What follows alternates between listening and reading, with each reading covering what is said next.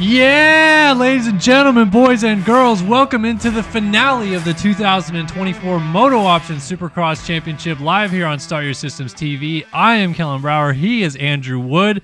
We made it to the end, round 17 of the championship. We only have one title fight left to discuss.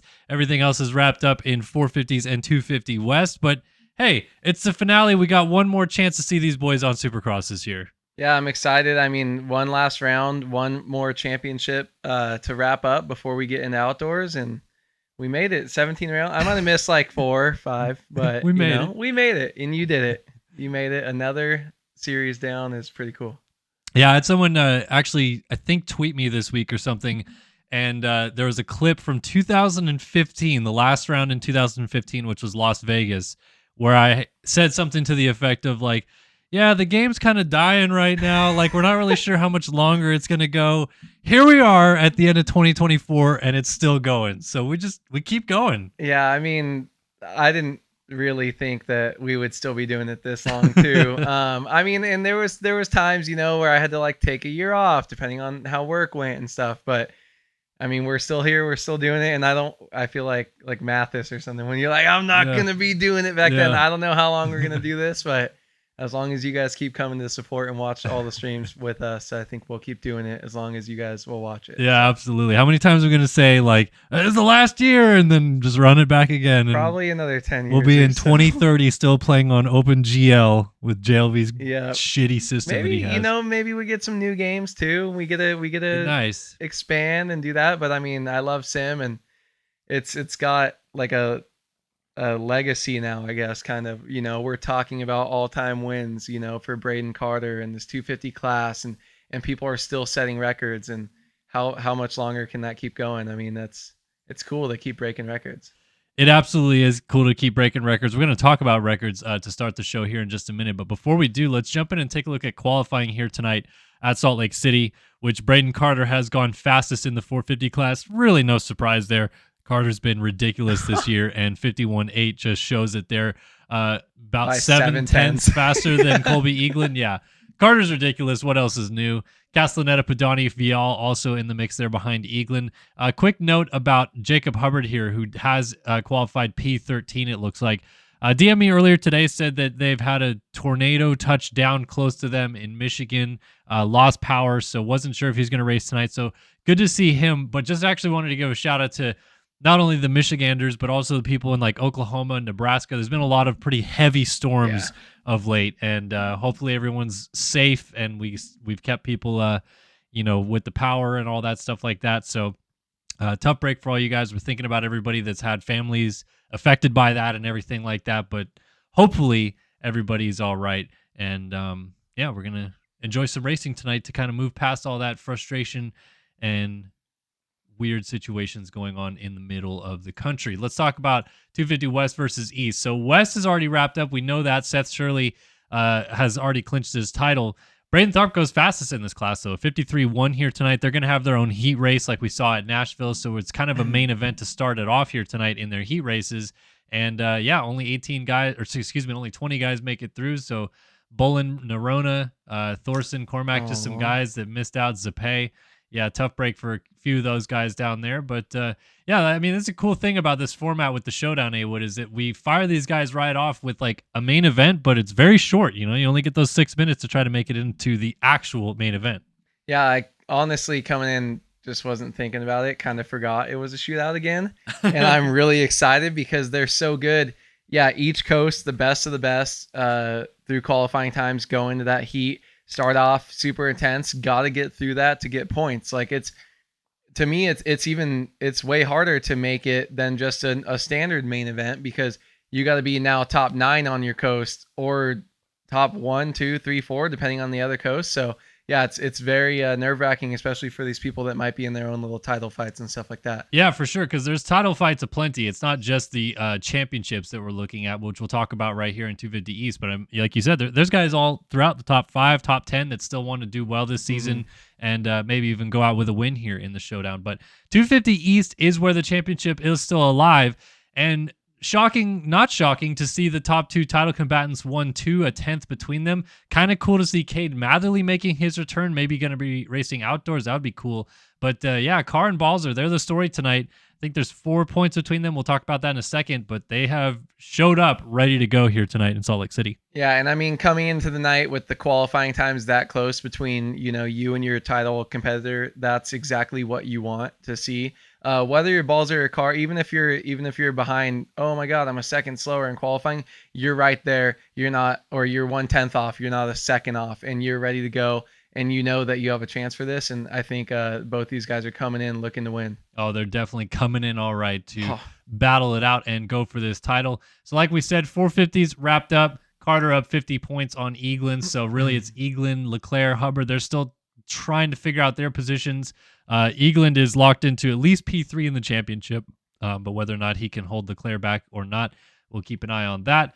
250 West, Seth Shirley's got this thing wrapped up as well, but the battle for second, pretty good. Hayden Stevenson and John Heilman, they're duking it out back and forth, and Stevenson even won last week in Denver, so that's going to be fun to see if they can settle their battle here tonight in that battle for second place. But then the East, it is 1 point, actually, not 4, excuse me, between Seth Carr and Rasmus Balzer. Kind of what we get with RJ and Kitchen this weekend. It's a really whoever beats who walks away as the champion. Yeah, I mean, these guys, that 1 point difference, we could end up with a tie if they both were, outside of the top 5 or 6, which could be interesting. But yeah, basically winner take all between these two, and this is going to be the big story of the night. We do have Heilman and Stevenson on the West Coast that are 1 point apart also, so that's kind of for their second place battle. That's going to be fun for them. You have a guy that you need to beat, and that's all you're looking for. Balzer and Carr, we get to see this all night, and this is going to be a huge story in the 250 East heat race that's like a main event, and hopefully not the LCQ, but man, the main event all night. We're going to be looking at Carr and Balzer. That's probably what we're going to be talking about most tonight. Oh, yeah, definitely. It'll be a fun championship deciding evening for this 250 East. Here's an overlook at the track, but real quick, what we wanted to talk about in terms of stats going into tonight. So there is a recount ran. Shout out to iMoto251, I believe it is, who did this recount. Went through, iMoto. Painstakingly watched a bunch of old broadcasts, compiled wins and everything back together to get an actual tally that it seems is about as accurate as you can get.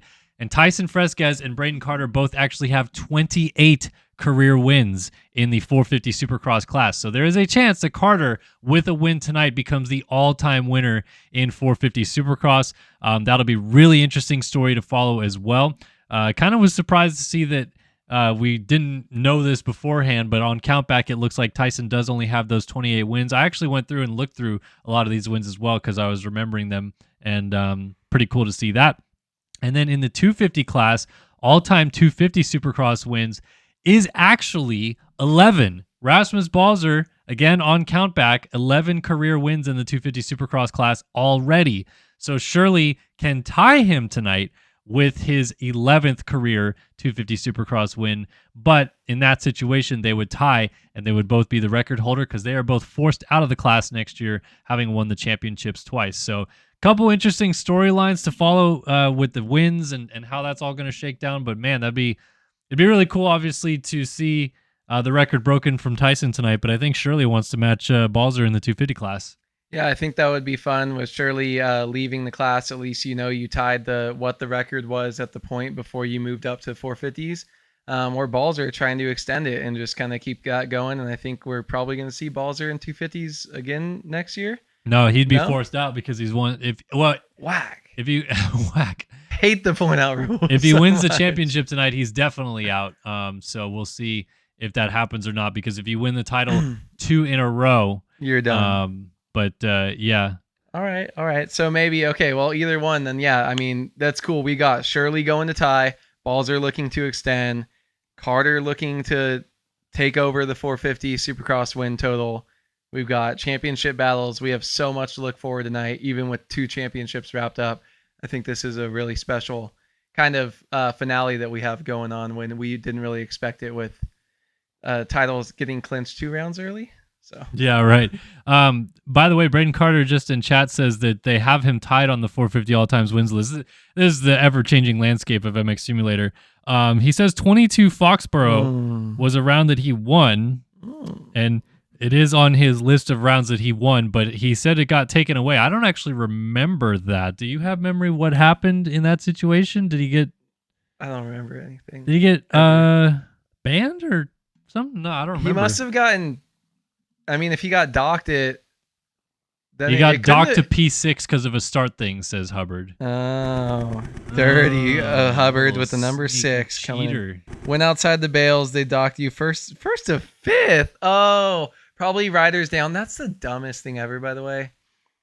Riders down, pile up, go around them. Yeah, like you didn't. Whatever. Yeah, there's a certain point where it's just like you can't be sitting on top of the riders in the first turn. Or just sitting waiting for them to get up for 10 seconds. Yeah, whatever. That's a bummer. So, Aaron Kreese has got receipts on you right now, bro. Yeah, so is this Kreese guy? Is he? He must be the guy that runs the account. He's got to be a guy that runs the account. So, shout out if it is him for he followed me a couple days ago. So we made it. We dubbed up. We're now on the SMX Cum account. So yeah, I'm gonna, because of one thing that I heard, and this is. All right. Was coming on him. Last, the couple laps, and I'm like, oh shoot! come I on, got you're the doubling stream up with going. the stream, Hold on. dude. This is your moment. This was coming on. Before we jump, I'm sorry. Before we jump into our heat races tonight, though, Awood, do you want to just talk about this track a little bit? I think everyone has the same kind of feeling, disappointment for the finale, right? Dude, yeah. I mean, in real life, it's gonna be like even worse. But there's nothing going on. You've got 9 whoops, maybe, but you have 1 rhythm section. That means everything. 2 huge flat corners, 1 bull corner, 2 flat, 3 flat, 4 flat. 5 flat 90s. 1, 2, 3, 4, 5. 5 flat 90s. 2 flat turns. Yeah, Tyson Fresquez or D Mills. Hey, he might be one to look out for. I didn't even see him in qualifying. Wait, where's the 5th 90? Checker. Bottom right. Yeah. Bottom before the whoops. triple. Before you go across, the one by the finish. After the finish. I guess it's a 180. Yeah, it's a 180 going back on the I thought they start connected. straight. I mean, yeah, you connected at a 90, but there's only 4, bro. Okay, that's a U-turn then that way. 3 flat corners and 4 90s. Yeah. Whack. But the 1 rhythm section is crazy. The 1 rhythm section it has several options. I posted on my Instagram 6 different lines you could very easily just do in this game. Easily, and there's probably more that are possible. So that's going to be, what do you do? Do we find that there's 1 or 2 lines being done, or is it, 250 class probably has their own lines that they're doing, maybe 2 or 3 or 4, and then the 450 is probably doing another set of 2, 3, or 4. And I think that's going to be really fun to look at. The cool thing is there's a big quad out to the outside in the 90. You can go triple, single to the inside. You can go on, off to the inside. So at least there's a couple options there. But man, that rhythm, that's a gnarly rhythm. And I think if we had that into a 90-degree corner or a 180 bull berm, that would be like an all-time rhythm section. That's at least what it looked like from your video we watched. Just look at this. One guy using a different line here. 2 different lines we just saw from those guys. Yeah, it is a fun rhythm section because it does have a lot of options. We got the triple right here. So it seems like these guys are going to go on, off, triple, and then on, off again, which is pretty fast. Like it's simple. It's consistent. You can see these guys doing it on a fairly regular basis. So let's jump into our server cam here and get ready to drop the gate for 250 heat number 1, which I believe is our East heat, if I'm not mistaken. We'll make sure of that as we get ready to drop the gate here tonight in Salt Lake City. Let me know, by the way, anybody who's watching the stream right now, if you're having any sort of issues with our volume or anything along those lines, if there's an echo, please let us know now, and we would love to fix it before things get out of hand. All right, here we go. First race of the night. It's 250 West action, off and running here in Salt Lake City. Looks like the 413 of Emmett's Son gets to the corner first. He pushes out wide, and your fastest qualifier, Braden Tharp, comes through and gets the whole shot. He's Seth Carr's biggest op. So apparently he's going to be helping out the number 15 machine on the east as they battled out here on the west. Evan Holt moving up into the 2 spot early on. And remember, Andrew, early in the year, Evan Holt almost won the Anaheim opener. We almost had the end of the perfect season out of Seth Shirley before it even started. So I think Holtzy would love to finish this season off by capping a win that he could not quite get at the opener here tonight. Yeah, you always get kind of surprise winners at the first or the last round of the series. So would be cool to see Holt how he does in this heat race here against the rest of his competitors, if he can kind of show that he's going to be battling for a win tonight. But he's already putting some pressure on early, so I like this. He's been holding on to Braden Tharp, the fastest qualifier, and just like that, Tharp over the berm, and he goes to the lead. So Holtzy takes over at the front of the field now. Cash Woods right behind him. Then it's Emmanuel Cepeda, Tyler Show, and Maverick Snyder inside the top 5. There's Dylan Delaire and our new and continued champion 250 West 2 years in a row, Seth Shirley, is going to be moving up to the 450s after this race. This is his last 250 race in Race Director Gaming competition. Actually, EU tomorrow will be, but after that, he's going to move up to a 450 for outdoors. We're excited to see what the number 2 machine brings as he goes up against 5-time national champion Alexis Leclerc. But last chance we're going to see of him on a 250, and ooh, that's not a good run through the whoops right there for the one. Yeah, I mean, last chance we see him on the 250, but he's got to make top 9 right here. He got lucky with 5 guys now going down total in that corner, including him, but he's got to make top 9 to get into this main event. Braden Tharp all the way was back to 7th, and how far back is he now? He is 12th. 12th. So yeah, I mean, it's not a free pass though if you're in the LCQ, because that happens one time, and you got mixed coast, the best of the best. So well, and also Shirley's back here with Holt, who was leading the race. So Holtzy went down a couple times, and he's now right behind Shirley. Really odd sequence of events here. We'll go back up to the lead because Cash Woods has taken it over for Race GFX on his number 84 ride, and he is now sprinting away from the field a little bit. 2.4 seconds over Tyler Show. Seen Cash Woods a few times this year, Andrew, have some really good speed, but he's also very crashy. Now he's going to try to use that to win this heat race. Yeah, he's kind of what the only other person I think about was like a Seth Carr, maybe, that's kind of like that, like really fast, but yeah, crashes a lot. Looks like me though, reminds me of me and my loose setup where it's like, oh my god, he's going to crash. But one thing I'm kind of looking at too, along with Cash Woods having a great ride here and leading this thing, is Heilman all the way down in 18th place. He was in that 1 point apart battle for second in this championship on this coast with Stevenson, who Stevenson is barely making it in right now. He was in 9th, actually just dropped to 10th place. So 2 of your second and third place guys, the one that's really only battle still left in this championship, these guys are running 10-18, so... Yeah, looking good. Holtzy just went down right there. So Timmy Briscoe had moved into the final transfer spot. He has got Shirley now closing up on him. But you're absolutely right, Andrew. There is a weird situation brewing here for this battle for P2, which Stevenson and Heilman may be going to have to go to the LCQ. So they might be able to punt each other out of the main event to secure a position for second place in the championship. Briscoe crosses the line, though, and he has got Seth Shirley starting to breathe down his neck, and a rider goes down onto the start straight. That is the 60 of Race Cobble. So Cobble goes from a transfer spot to out. He's now in 10th. Briscoe actually moved up to 7th, Shirley to 8th, Tharp to 9th. So who else did we lose there? I'm not too sure what happened. Maybe Emmett Sund was another rider going in the wrong direction. But now it's Cobble, who is in 10th, right behind Tharp, who just moved back in the final transfer spot. And Stevenson still on the outside looking in. We got a battle for the lead brewing. Cash Woods and Tyler Show. Yeah, Show has some pressure on him right here. We see in that Galaxy gear looking like his teammate Spencer Turley running that same gear and bike all year long. Doesn't even have numbers on it. Look at that. I like that rut developing after the finish line too. Kind of makes it a little bit one line, but makes it tricky for these guys. Can be really easy for them to push their front wheel. But look at Cash Woods.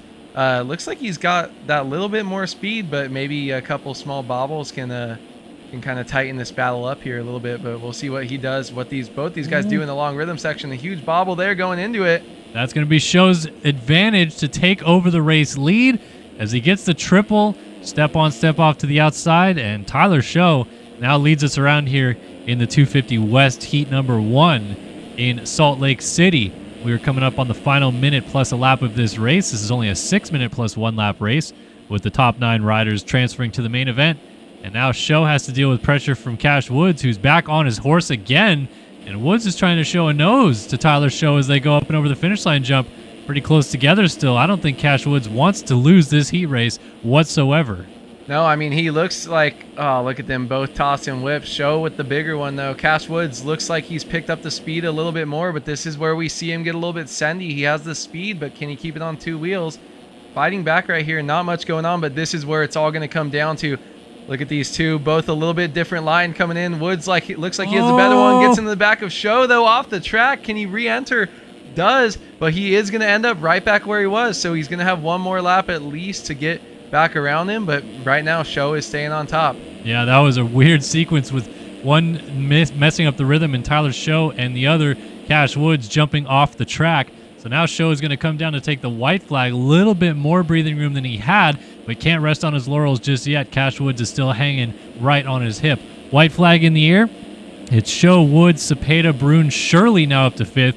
Dallaire, Sund, Cobble, and Stevenson has now made it to 9th. Heilman is still 18th, just so I'm going down the start straight in the last position that has not been lapped. So he's headed to the LCQ at this point, almost certainly, and it's up to whether or not Stevenson can hold on to that final transfer spot over Timmy Briscoe. This battle for the lead, though, is tightening back up, and Show now goes for the quad. He gets it. Woods has a good line, too. But he cased it. Man, he was cruising right there and starting to close back up, but now Show has a little bit of a breathing room, and I think he's going to work his way to this heat race win. Yeah, there's so many different options in that rhythm section that is really hard for us to keep track of because you never know what they're going to go. There's like 2 or 3 different ways to enter, but that turns into 5 or 6 different things. But here it is. Tyler Show takes the 250 West heat race here in Salt Lake City. It's Cash Woods second. Emmanuel Cepeda is going to cross the line in third. Ooh, battle for fourth. Shirley's trying to get it, and he goes down. Lucas Brune's going to pick up fourth. Shirley's going to lay on the deck here. Let's see if he loses any more positions. Wow, big gap, and he does not. Yeah. Sixth for Tommy Dallaire, or Dylan Dallaire, I should say. Race Cobble in 7th. Hayden Stevenson moved up to 8th, and Emmett Sund is in 9th. Here comes Timmy Briscoe. Briscoe's going. He lays into it. And Alec Horn almost got it at the flag by a 10th. He misses out. Emmett Sund stayed up, but Timmy Briscoe absolutely went for it to try to get around Emmett Sund in the last turn. Wow, and I think Emmett Sund, I think I remember seeing his name down there by Heilman down in like 17th early. So what a great ride by him to salvage that. And we'll see if he holds on with cuts. 0.195 is between the two. And he loses it on cuts. Alec Horn in. So now we have this LCQ that already from one coast, your West Coast, has John Heilman, your fastest qualifier in this coast, Braden Tharp, Evan Holt, who almost won A1, and Emmett Sund, who just came all the way back, and Timmy Briscoe. So there's 5 dudes right there that are top 10, main event guys that just had a bad heat race. And now that's going to put them into the LCQ, and we haven't even gotten the rest of the field from the East Coast. Yeah, well, it's like we said right at the beginning of the stream, is that these races, because they're basically main events for each coast, it is so frantic and so difficult to try to get a transfer spot because it's a main event. It's stacked. Like if you have a bad start in the main event, you have a lot of time to work your way back forward. You don't panic. You settle down. When you get a bad start in this one, you're like, I got 6 minutes to pass 10 guys, and you freak out and crash a few times, and suddenly you're going to the LCQ. Yeah, and these LCQs are just, there's so much. I mean, you have double the high level of competition, right? Because you're normally split between the 2 fields, and it's just so much more pressure on you. If you do this in a normal heat race, going to the main, you're like, okay, whatever, I can go. There's only, 1 or 2 guys that I think can beat me in that other heat, that maybe didn't make it. So you just have all the confidence in the world. But already I named 5 guys that they should be in the main event, and there could be matched with another 5 guys. Now you have 10 looking for those 4 spots.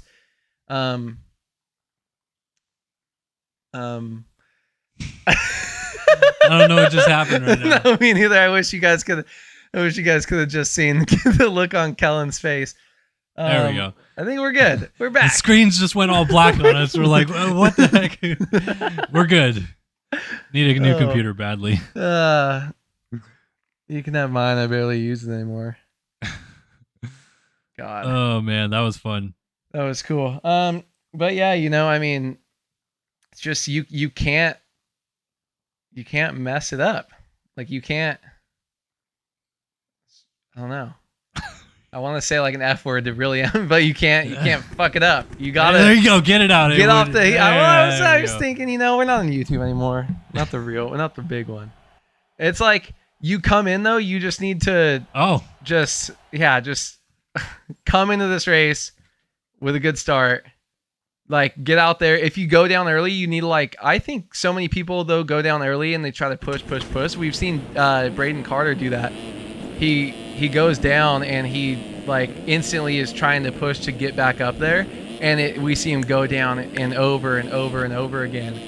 And I don't know. I think they just need to settle in. It's maybe it's a veteran thing. You'll see some people do it where they can make the run back, like Emmett Sun from 17th place or whatever. But you need to just settle down and not try to push it. Everyone else in the class you got to think is slower than you, and they're gonna fall. And all you need to do is ride your laps and go. It's when you try to push too much, you get into trouble. And then, I went down 3 times and 2 of them were that guy's fault. Well, one of them was yours, and you were probably going too fast. That's why you ran into someone. So all fair. Be smart. All fair. Be smart. All right, here we go, folks. 250 East Heat Race. This is 250 Heat number 2 in Salt Lake City coming up. Seth Carr and Rasmus Balzer, their quest to try to beat each other in this title fight starts right here. They both have got to make the main event. We saw a few of the heavy hitters in the West Division already towards the LCQ. So what happens in the East? Let's find out. We're off and running in Salt Lake City. Gate is down. A few guys wheeling, trying to get that power down. Balzer's going to get there first on the 1. He pushes out. A few other guys go wide. Balzer laid it down, and Carr's going to get the whole shot. Yeah, Carr with a super veteran move right there, going up the inside. Just didn't have the best start right away, but hugged the bales and got out first. Now look at this. He's leading the field. They're stacking up a little bit in that 90-degree corner. We've got a big group of people right there behind him, so Seth Carr just needs to kind of cruise on his own and try to get away. Leading Alex Doyle, Cade Matherly, and Joey Carter into this the first lap. So looking good so far. Yep, through the whoops clean, and lap number 1 in the books. Seth Carr, your 250 East championship leader, is out in front here in Salt Lake City. Alex Doyle, Cade Matherly, Joey Carter getting stood up in the corner right there with Maxime Vanderbeek right behind him. Jack Gatlin in 6th, and Balzer has now slipped back to 7th after getting up from that first turn crash. So he's got a few guys in front of him he's going to try to make a pass on, but at least if you're Balzer in this situation, you can relax just a tiny bit knowing you're in a transfer spot. Even though you went down in the first turn, you're still in as of this point in time. Yeah, I was going to say it's not worst case scenario, exactly echoing what you just said. You're still in a transfer position. Now you're just working your way up for gate pick. There's one more spot. You just had a rider go down over the 90 right there. So you just need to keep knocking them away. Seth Carr can win this race by 30 seconds. You get up into 2nd and 3rd. You're only losing 1 or 2 gate picks behind him coming into the main event. So all he has to do is kind of settle down. Is that our leader? Spot right there. That is the leader. Wow, Seth Carr down at the end of the whoops, and suddenly we have a change of plans here because Balzer slipped up into 5th now, and Carr finds himself in 7th place, just ahead of Jack Mark. So now Carr is the one that has to be a little bit wary here, not to make that mistake and go backwards. And another thing is, he's got a teammate of Balzer right in front of him. Jeremy Schiabro, District Designs Racing, right in front of him. Balzer has moved up to 4th now. I don't think there's going to be any weird foul play just yet. I think maybe we'll see it in the main event, but Schiabro down anyway. It doesn't make a difference over the bars. And it looks like Vanderbeek was down. He just got put to the ground by Jack Mark again. So a couple other things going on. It's Doyle now leading this because of Seth Carr going down, and Alex Doyle, similar to his teammate Cash Woods, is trying to take off and run with this thing. Doyle rules. Alex Doyle to the lead here. Cade Matherly still up in 3rd, and Rasmus Balzer actually just saw across the top of the screen all the way up to 2nd place, and Carr in 4th. So Carr, with all those other riders going down, went from 7th to 4th really fast. We had some big get-offs by a couple guys in that long rhythm section just after it, and that really was a gift from Carr after going down making a mistake. But I don't think we're gonna see too much. I think the story of this race might be Alex Doyle catching a heat race win here against the full 250 East field, if he keeps it on 2 wheels. And then keeping an eye on that battle between 2nd and 3rd, and Carr actually just passed into 3rd place, past Cade Matherly. So I think we're gonna have to keep an eye on Balzer and Carr and see what they're doing. Balzer looks like he has a Oh, he's got a healthy lead right now. Yeah, 4 whole seconds. He's gaining a little bit of time, but like you said, Carr just got by Matherly into third. Quick question in chat from MXBLP wants to know how many points is Carr up in the championship? It is 1 point between Seth Carr and Rasmus Balzer. Carr up by 1. He's on 173 points after 8 rounds of 250 East action, whereas Balzer is on 172. So these guys, really it is whoever beats who most likely is going to win this championship here tonight, as Balzer has already reeled in Doyle for the lead. Do we have any idea what the tiebreaker is? Well, so the tiebreaker wins? is most wins, yeah. Okay. And then after that, it's most seconds, Do we most know thirds. Who has the most wins? No, Okay. but I'm sure we could got have some a quick people for answer. that, Yeah, sure we could get a quick answer. I think it is Balzer still. I think it's like 3-2 Balzer. So, yeah. But if Carr won, okay. But if Carr wins, yeah, then it doesn't matter. So, all right. So there is a world where that just Balzer has the tiebreaker locked up, so they would have to finish like 6, 7 Balzer Carr and something like that. Yeah. Yeah. It's all over the gaff a little bit. But battle for the lead is brewing ever so slightly she's here. brewing. Balzer is trying to close up on Doyle, who just cased that off there a little bit, and Balzer now senses the opportunity to get right there.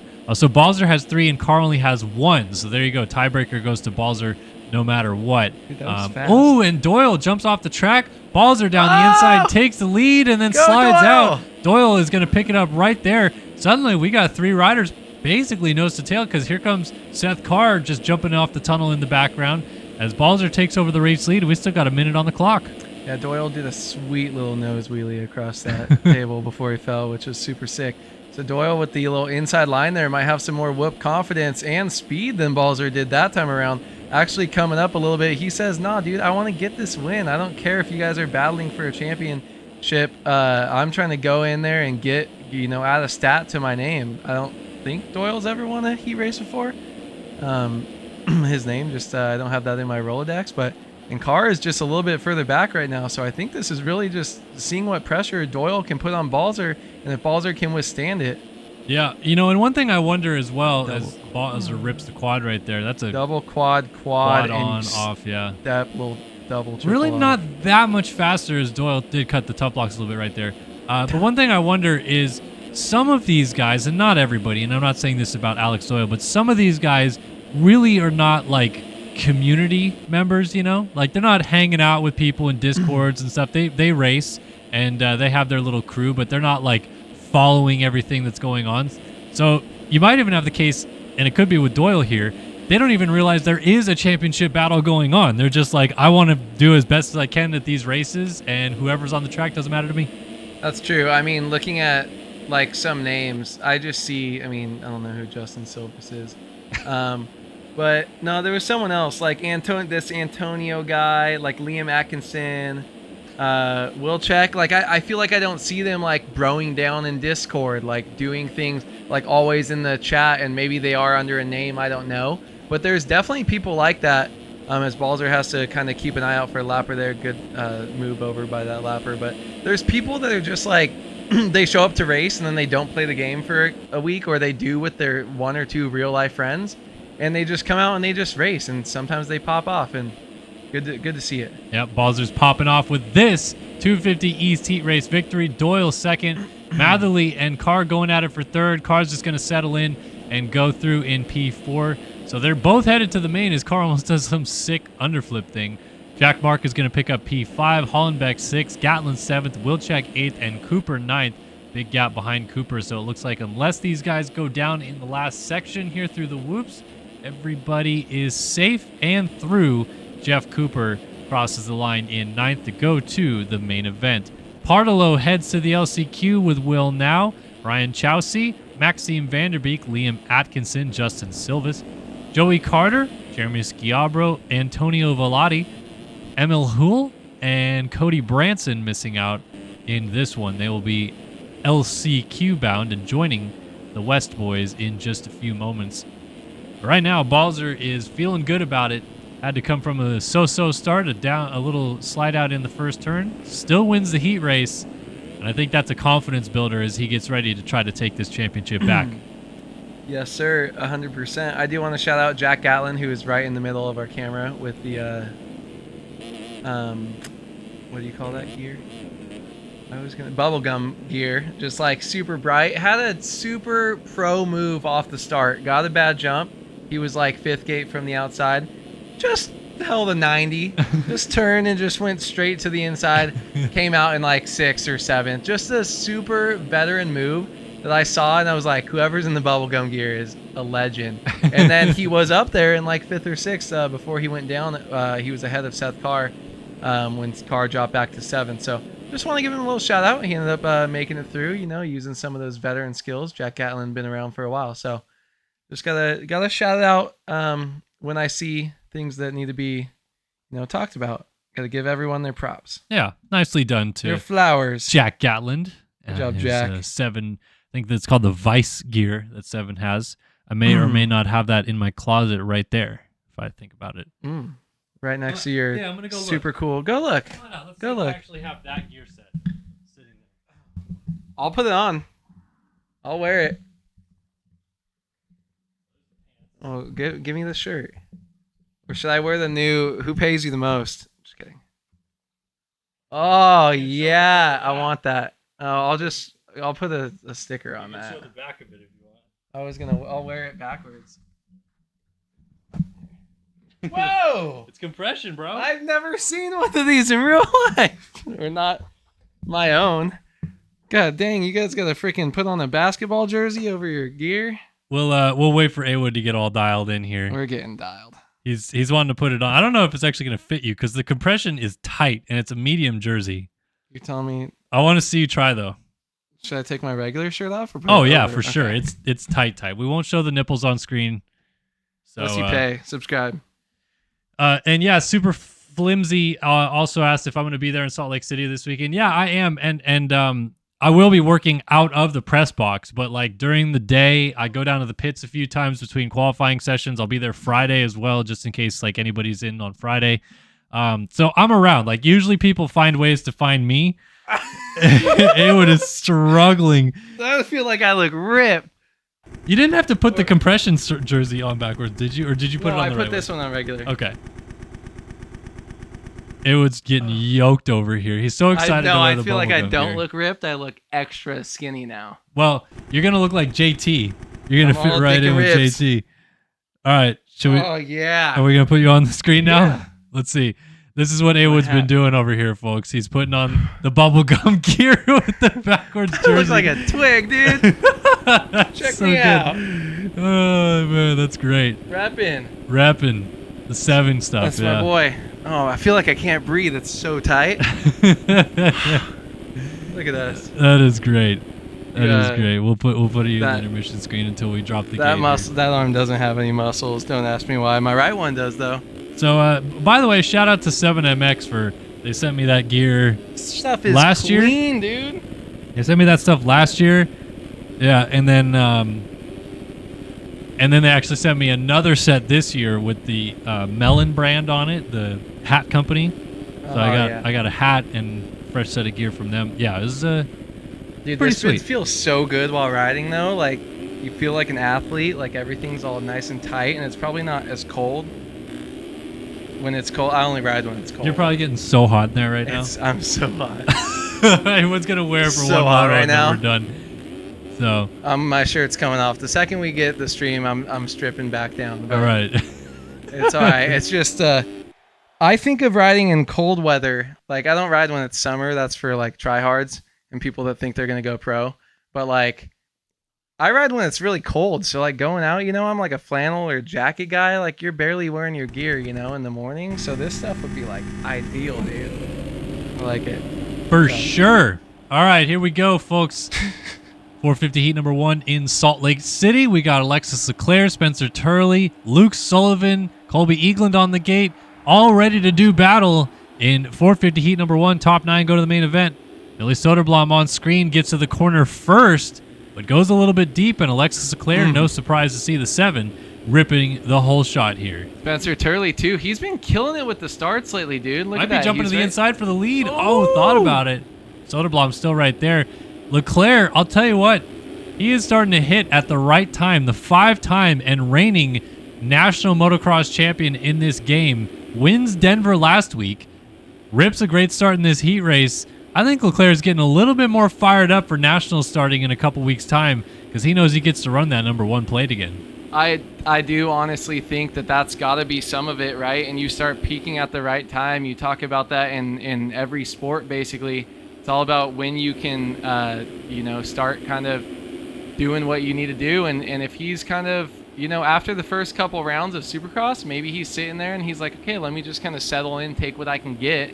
But really what I need to do is start focusing. Maybe he's playing the game a little bit more because outdoors is coming and he's just getting down. That's showing maybe in the Supercross results. But yeah, I think we might be looking at a national champion here coming up in the next couple months with the way that we've seen Alexis Leclerc catch fire again. Yeah, quick question in chat from Casanova. Is MX is outdoors a 3-week or 2-week break? Now, I don't know where, but I heard 3.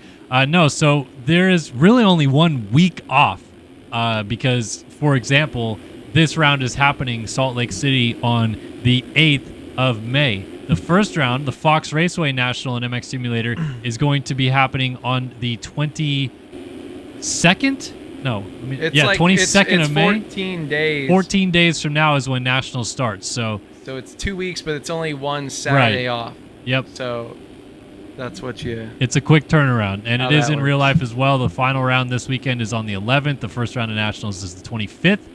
So, yep, these guys going right to outdoors here pretty quickly. And going right to the rear fender of Leclerc here is Spencer Turley. He's barking. He is barculating for sure. He is all over Leclerc's rear fender, and they have dropped the rest of the field. Look at the gap back to third place, I should say, right now.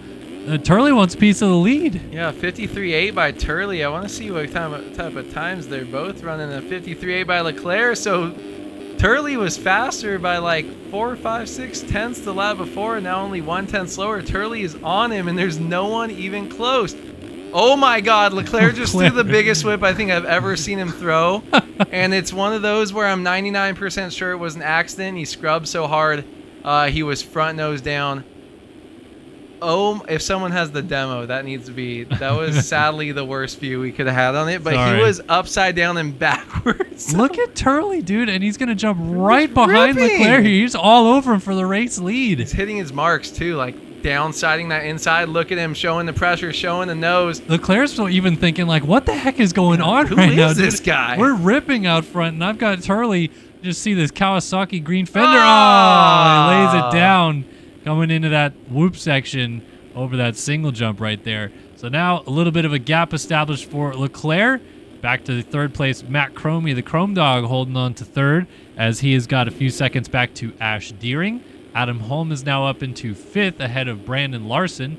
Johnny Padani in seventh down the inside trying to pass B. Lars.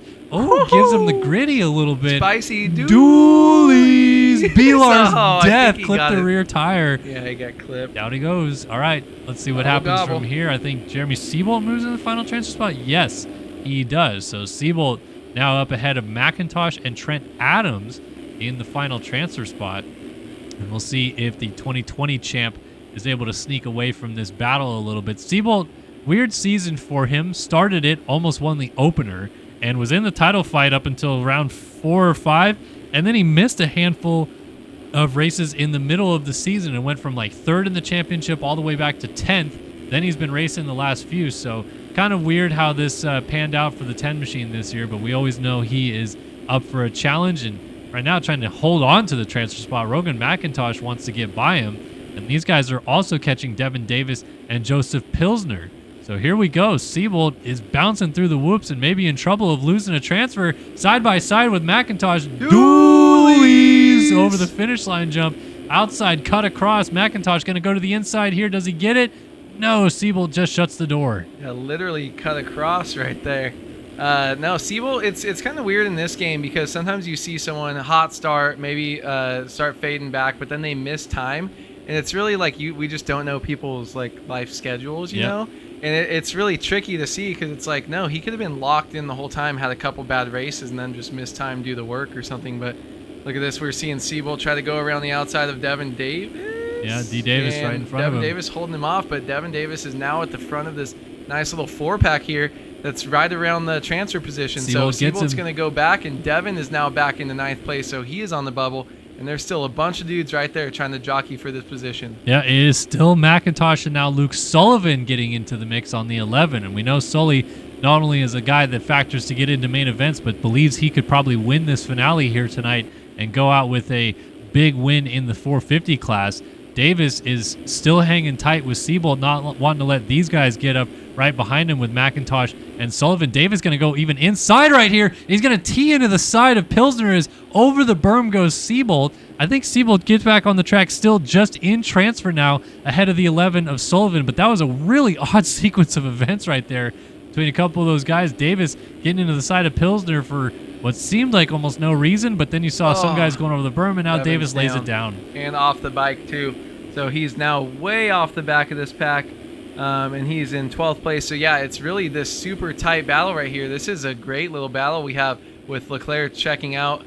Actually, not too bad. 4.7 seconds. Turley's there now. 5 seconds to him. Chromie, 10 seconds. Then a huge gap. So these guys are coming to the white flag with all 4 of these dudes trying to battle really over a transfer position. Oh, rider down. That's Padani, I think. So Donnie Sullivan P. is going to go by into the final transfer spot. But it's still anybody's race, and Padani, you know, is going to send it to try to get around the 11. You still got Seabold trying to figure out his way around now McIntosh, and also getting into the mix right here ahead of these guys. Ash Deering is Pilsner. Look at how close this all is, and one of these guys is going to miss out. Deering goes sideways and down, and he's not off the bike, but that's going to allow Padani into what would be the final transfer spot. Meanwhile, race winner Spencer Turley takes the heat race dub. Looks like Leclerc warmed his arm up and threw it away on the last lap. He'll get third as Chromie ends up in second. And it's going to be Holm through the whoops dying in fourth. So here comes that battle. Pilsner, McIntosh, Sullivan, Seabold, Padani, and then Deering might get there before Holm can pick it back up. Holm is on 2 wheels and good to go. So it is Padani that makes it through into the final transfer spot. Look at how close those guys all were from fourth back to ninth. That was maybe 2 seconds between them. 0.2 from fourth place to fifth. 0.28, 0.93, 0.6, 0.49, 0.43. So fourth to 10th or to ninth. Yeah, that's got to be crazy. I can't do math. 10, 2.5 seconds. Yeah, it's wild. That was very tight indeed right there. So tight. So tight. And so tight. Ash Deering, first rider to miss out. Belar's Colby Eagland, who ran the fastest lap of the race in P13 here, is also going to the LCQ. He had some penalties that went against him in that favor, but didn't really talk about him much because of that transfer spot battle. But Spencer Turley picking up a heat race dub. All right, what's up, my dudes? He's taking home some hardware. I turned over a leaf with him like two or 3 weeks ago. Maybe it was 2 weeks ago. I was like, you know what? Grow up. No more shit talking Spencer Turley. Because for me, it was just fun. I just never watched his stuff. It's always had like this like stigma around him. I'm a fucking fan, dude. Spencer Turley's been ripping the last couple weeks. He's been there all the time in heat races, been up there in main events. Like, gobble, gobble, baby. Gobble, gobble. Gobble, gobble. Spencer Turley. Just gobble, gobble. That's crazy, dude. Second heat race for him. He's just been on fire. Like, it's cool. It's cool to see things change like that, right? He's not riding dumb. Did he murder someone? Someone murdered someone last week, but we said they deserved it. But like, he's been riding smart. He's not riding dumb. He's ripping. Like, he's still got crashes, but like, it's freaking cool to see that stuff. You would never see that before. Hello, Papa. Walking into the studio, my lovely wife hanging out. She's over here. Grab Harry Potter, it would seem. Harry Styles. Oh, nope. She's grabbing some sort of Can book. You read it? The Unmaking June Pharaoh by Adrian There you Young. go. Look it up at your local Amazon bookstore. See you later, hun. On the internet? Yeah. Amazon? Amazon. It used to be a bookstore. I know, they don't have those. now they sell everything but books pretty much. I was reading the Prince Harry book that's called Spare on the top shelf. And you were like, Harry Potter. She was going to grab Harry, and you said Potter. And I was like, that's not what I'm looking at right now, because I was reading Prince Harry, and I thought we were locked on the same book for a second. Name 10 books. Name 10 books. Lord Name of the 10 Flies. Harry The Potter Hunt for 1, 2, Red 3, 4, October. 5, 6, Harry 7. Potter. You can't do 1, 2, 3, 4, 5, 6. Why not? Because they're actually named different things. I haven't read the Harry Potter books. All right. I like nerdy. I'm like a divert. I used to love like sci-fi, like kids books, because I haven't really read a lot since I was a teenager. So like Divergent, Insurgent. A Beautiful Mind. Okay. Yeah. Friggin' all the dude. I'm such a teenage girl. Like, what's the freaking one with the Jennifer Lawrence? Hunger Games. Hunger Games. Read all those. Read Harry Potter. Read Lord of the Rings. Did you ever read Twilight? Yeah, I read all those. You read all the Twilights? All of them. Oh. Every single one. Look at you, A. Wood. I've also read. There's another series that I read by this Jessica like Patterson or something, not like the dirt bike one. It's called like The Gift, and not The Gift. I don't know. They're about like these kids that do like cast spells and stuff. I'm like all into that nerdy stuff. All right, fair enough. I like sci-fi stuff, bro. But that's all I read. I was really into the Tom Clancy books. Yeah, I never read. That's, really? That sounds good. But is that like spies? Like yeah, it killing was people? just yeah. Because like to me, I always equated it to like Tom Clancy's Rainbow Six, right? And so when I read those books, it was just like, oh yeah, like I'm basically reading a video game. The cool thing is that you have that in your head. I am not a visual, like, I can't imagine, like, visually. Like, I can't picture things in my head. And so I'm really bad with, like, books of, like, creating worlds. So I really like when there's, like, a game or a movie, too, like, to kind of be like, oh, like, that's what it looks like. Like, I think it's fun when a movie gets made, even if it's bad. I'm like, that's what that's supposed to look like? That's cool. Like, the Fallout, like, movie was even cool to be like, oh, my God. Or the show that just came out. All right, here we go. Final heat race of the year right here, folks. 450 heat number 2. Braden Carter's in this one.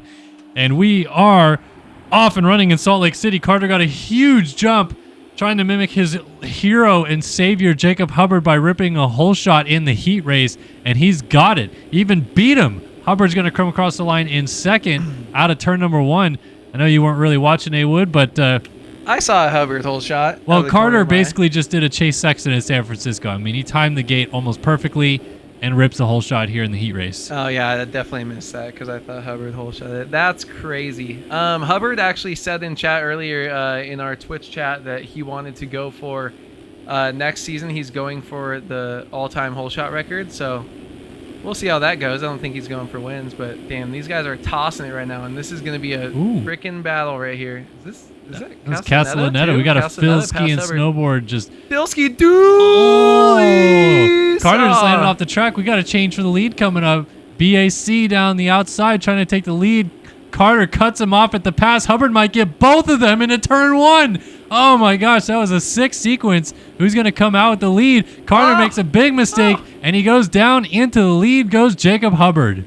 You know what it looked like when they were going around that first turn was when you're trying to do a team photo shoot before like the season starts, and you're all like trying to ride as close as possible, but these guys are all racing that close. That's kind of crazy. Braden Carter, the one who's not able to withstand the pressure though and get the rhythm section cleanly, and now Hubbard is easily leading Castellaneta here and trying to put a little gap on him. We'll see if Castellaneta can kind of fight back and repass Hubbard like he did earlier. Yeah, Castellaneta over the finish line jump has now been in second place basically 2 laps in a row, but he's had different leaders in front of him, so now he's going to settle in and try to close that gap down. At the end of 2 laps, it is T. Lang who is in the final transfer spot. He's up 4 seconds on Ethan Parks, so nothing really doing there. Keep an eye on this battle for the lead instead. Still Hubbard, Castellaneta, Carter, Tyler Nichols, and Jack Haley in the top 5. So we got over 4 on off for these guys. Looks like it's pretty much the consistent line. Carter just blew that rhythm. But yeah, I think the 450s have figured out doubling into this section, maybe just a slight bit faster. Yeah, I think it's a little bit trickier, so I think we might only see some of the top guys do it. You got to really get that pop there.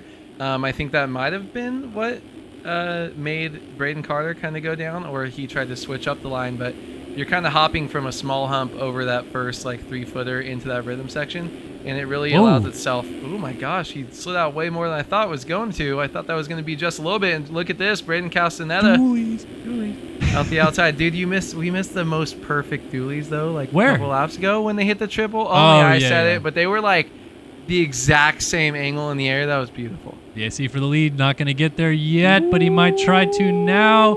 Side by side, they both get the quad. A little bit short for Hubbard, so he's going to have to go 3-4 into the corner. And Castellaneta down the inside takes the lead. Oh, we're not done yet. Hubbard alongside on the tunnel. Does he get the drive off to the inside? Oh! He gave him the biscuits. Damn! Teammates take each other out, and Carter takes over the race lead. So they're going to get up together, and now they're not going to be too thrilled with each other. I'm not sure what was going on right there for Hubbard to kill his teammate, but that was something else right there, as Carter now leads this race by a handful of seconds over Pablo Vial, Jack Haley third, Nichols fourth, and then Hubbard now finds himself down in fifth. Yeah, I mean, I don't know. I kind of think that was Castaneda's fault. I think he was so far up next to him, like going in that corner. I think he needed to just hit the brakes a little bit more. He looked like he turned down like he wasn't there. But I don't know. But just a bummer racing incident for those two, but that was sick. I love when teammates kill each other. Whoa! What? Tyler Nichols got landed underneath of and then barrel rolled across the track. What is happening with Castellaneta? 360 off of. What the hell is going on? Also, opposite day in chat, we got someone. Shout them out. See, Cammy, a dog. Okay, that's why you have to have that name. Carter is Hubbard. Hubbard is Carter because Carter jumped the gate and got the whole shot. Hubbard was ripping then. Carter was throwing it away on lap 6. That's Hubbard down with Jack Haley. Okay, now took Hubbard Frank Jackson Hubbard with them.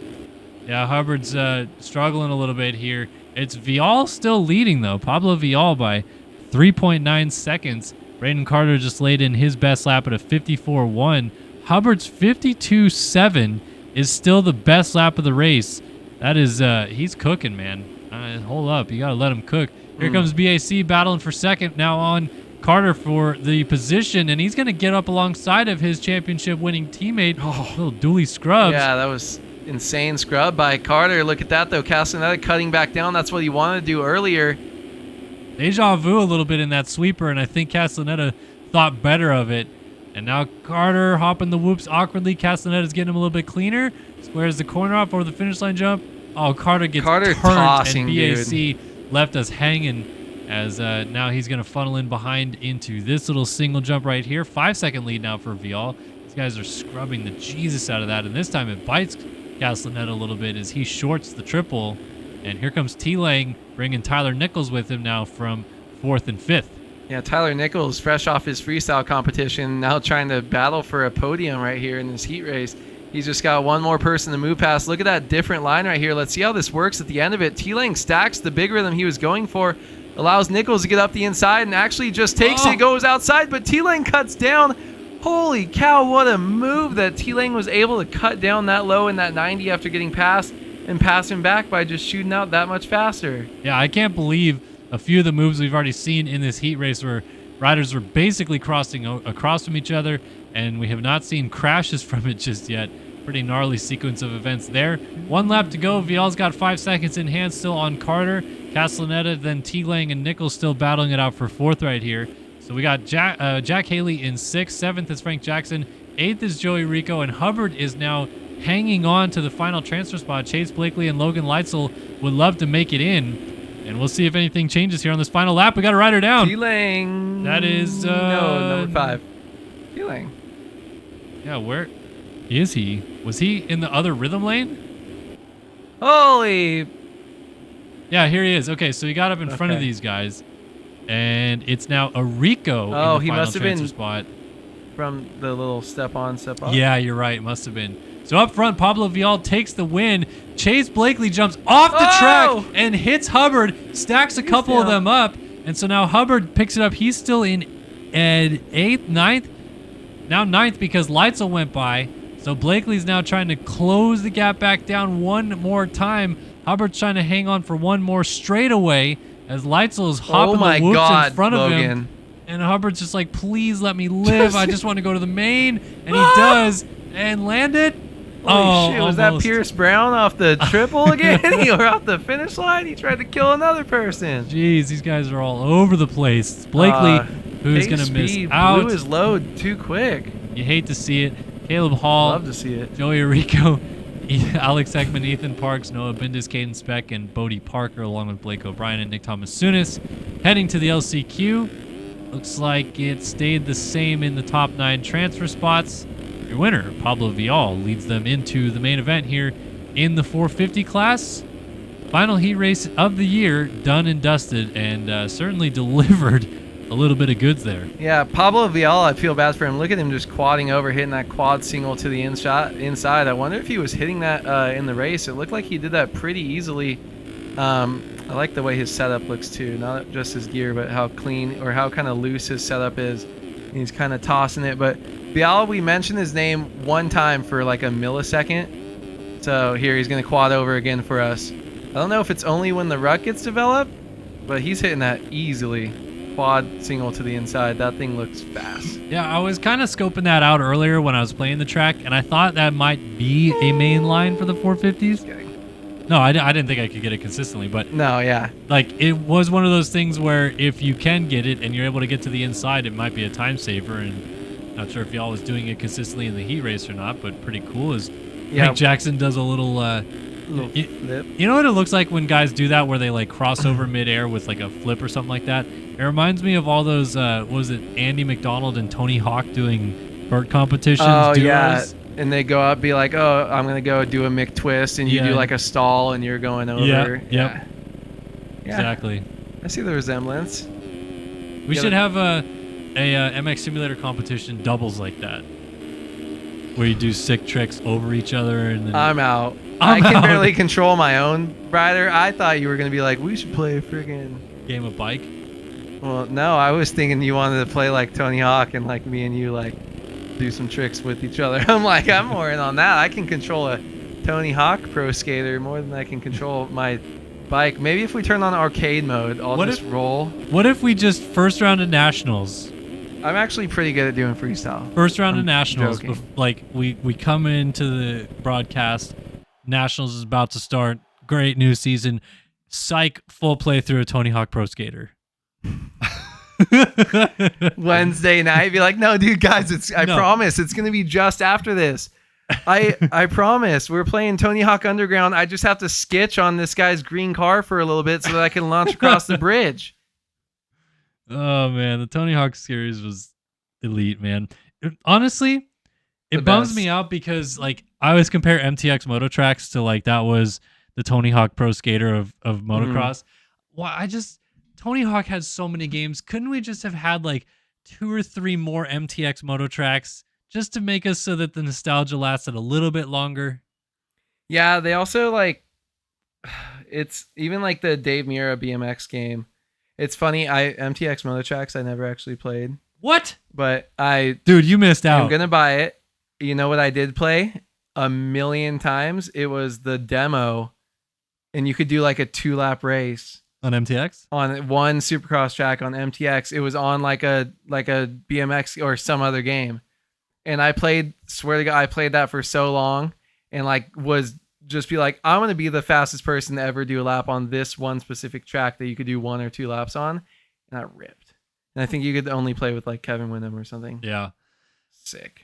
Siebel, by the way, just dropped in chat and gave us the update on what happened to him mid-season. So missed 5 rounds mid-season because he had some IRL stuff come up and had to be away from home in Chicago for a month. And when he came back, he switched to third person. So I do know that he had switched to third person. I've had many people tell me that. So he went from first to third and is still making main event. I do respect it. Third person's way better. First person's for weirdos. All right. No, they both have their pluses. I mean, I don't think... I hate first person, dude. I'm trying to remember. Have we had a third person champion in a while?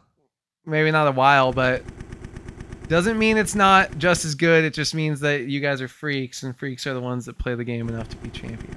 Just kidding. But honestly, third person is like people that just play first person for fun, like Reflex or like Untamed or any of those. Like you're crazy.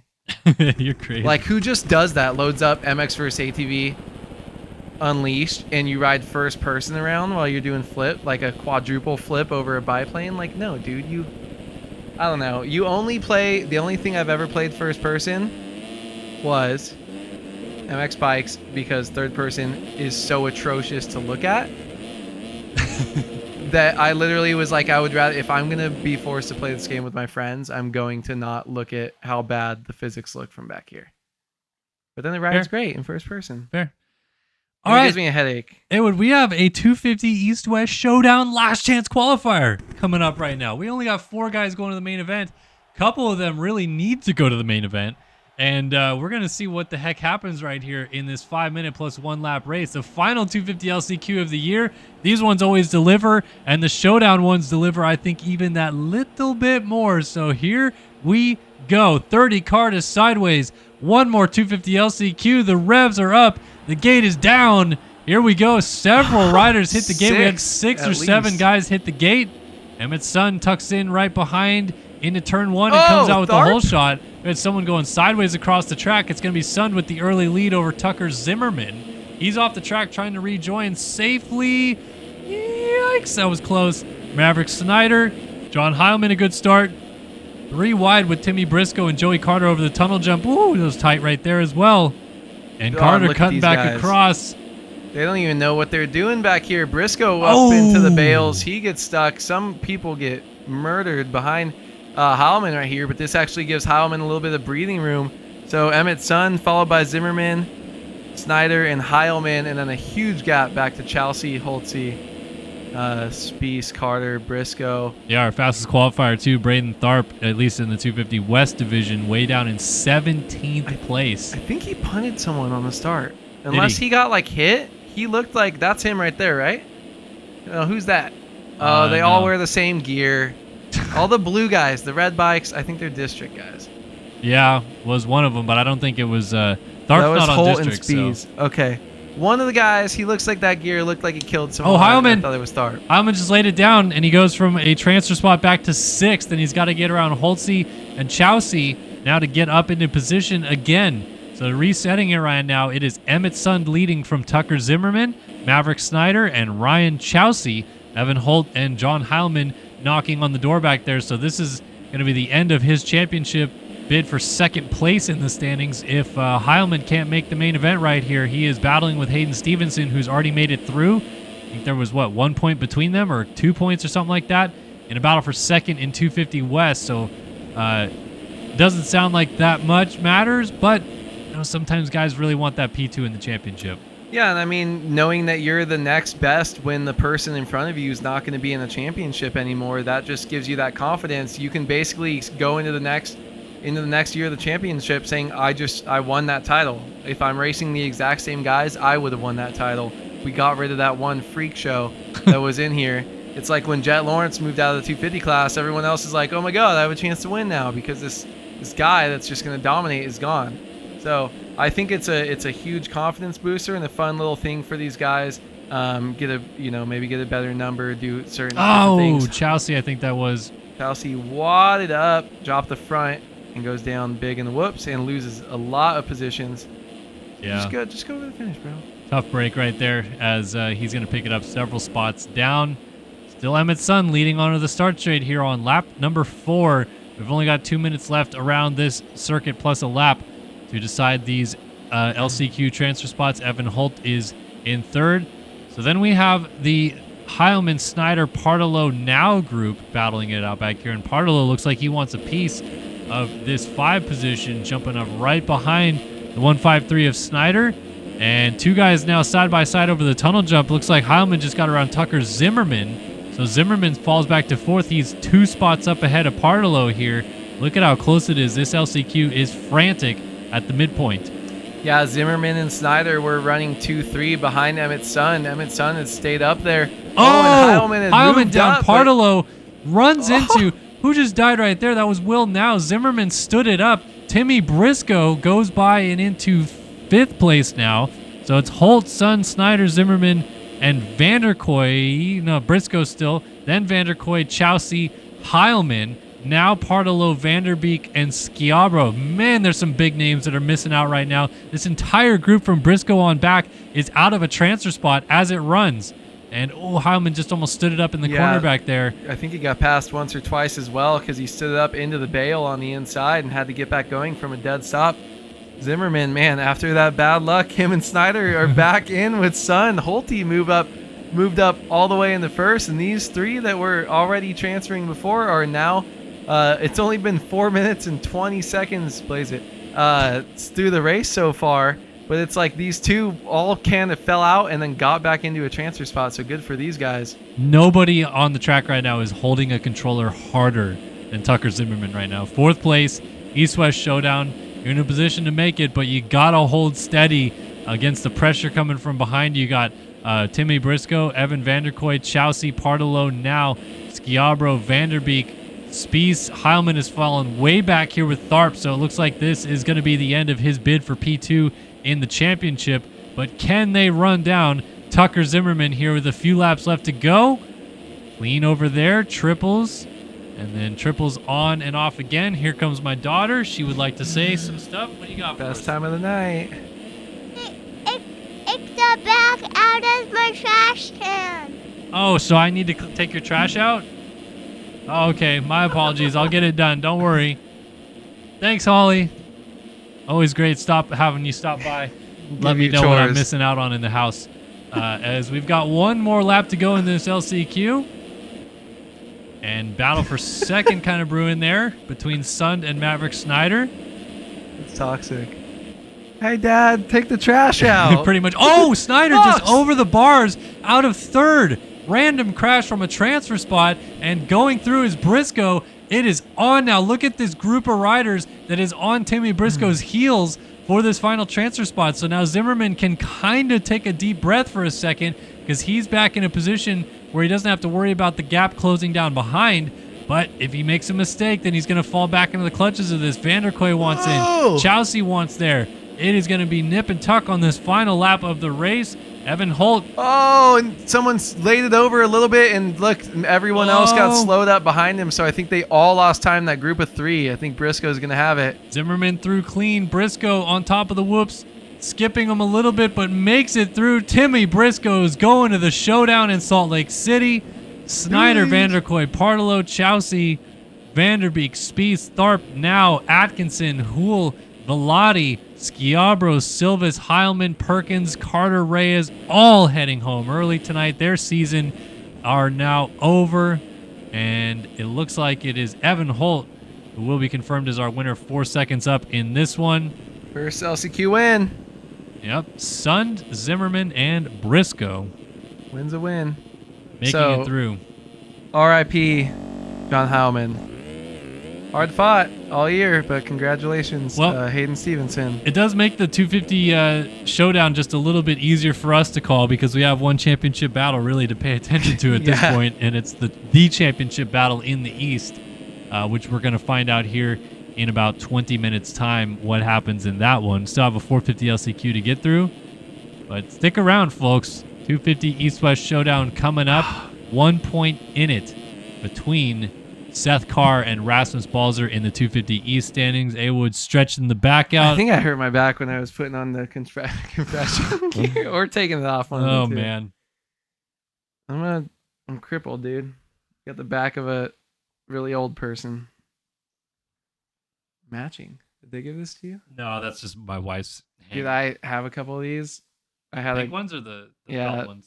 The felt. They were black, but I hate them, dude. They don't go in easily, and I feel like they hurt my clothes more than they're supposed to help, you know? I don't know.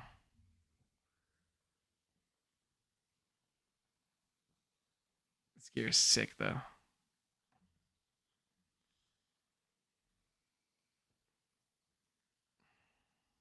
I'm going to wear... This is what I should wear to like Supercross, like A1, just show up shirtless with no sleeves, just the tank top gear. Oh, I need you to get me like a Mookie. We don't talk anymore, so just the tank top part of like Malcolm Stewart gear, and I'm gonna be full fan tank top twig. Honestly, that's like that's a legit Redbud kit. Tighten it up. Loose Phillips over here. Well, you can't keep pulling on it like it's Christmas morning. It's got to reach my face or else they can't hear me. Then they complain. Probably happier, actually. Well, what we really need to do is just need to bring the recliner in here and have you sit in front of the couch. in the recliner, so you're not pulling at this. couch. And I gotta look at you. Yeah. Yeah, it would be a little bit weird me looking over this computer screen all the It'd time. be like, oh, they would like. It was like when Max was here trying to look at him.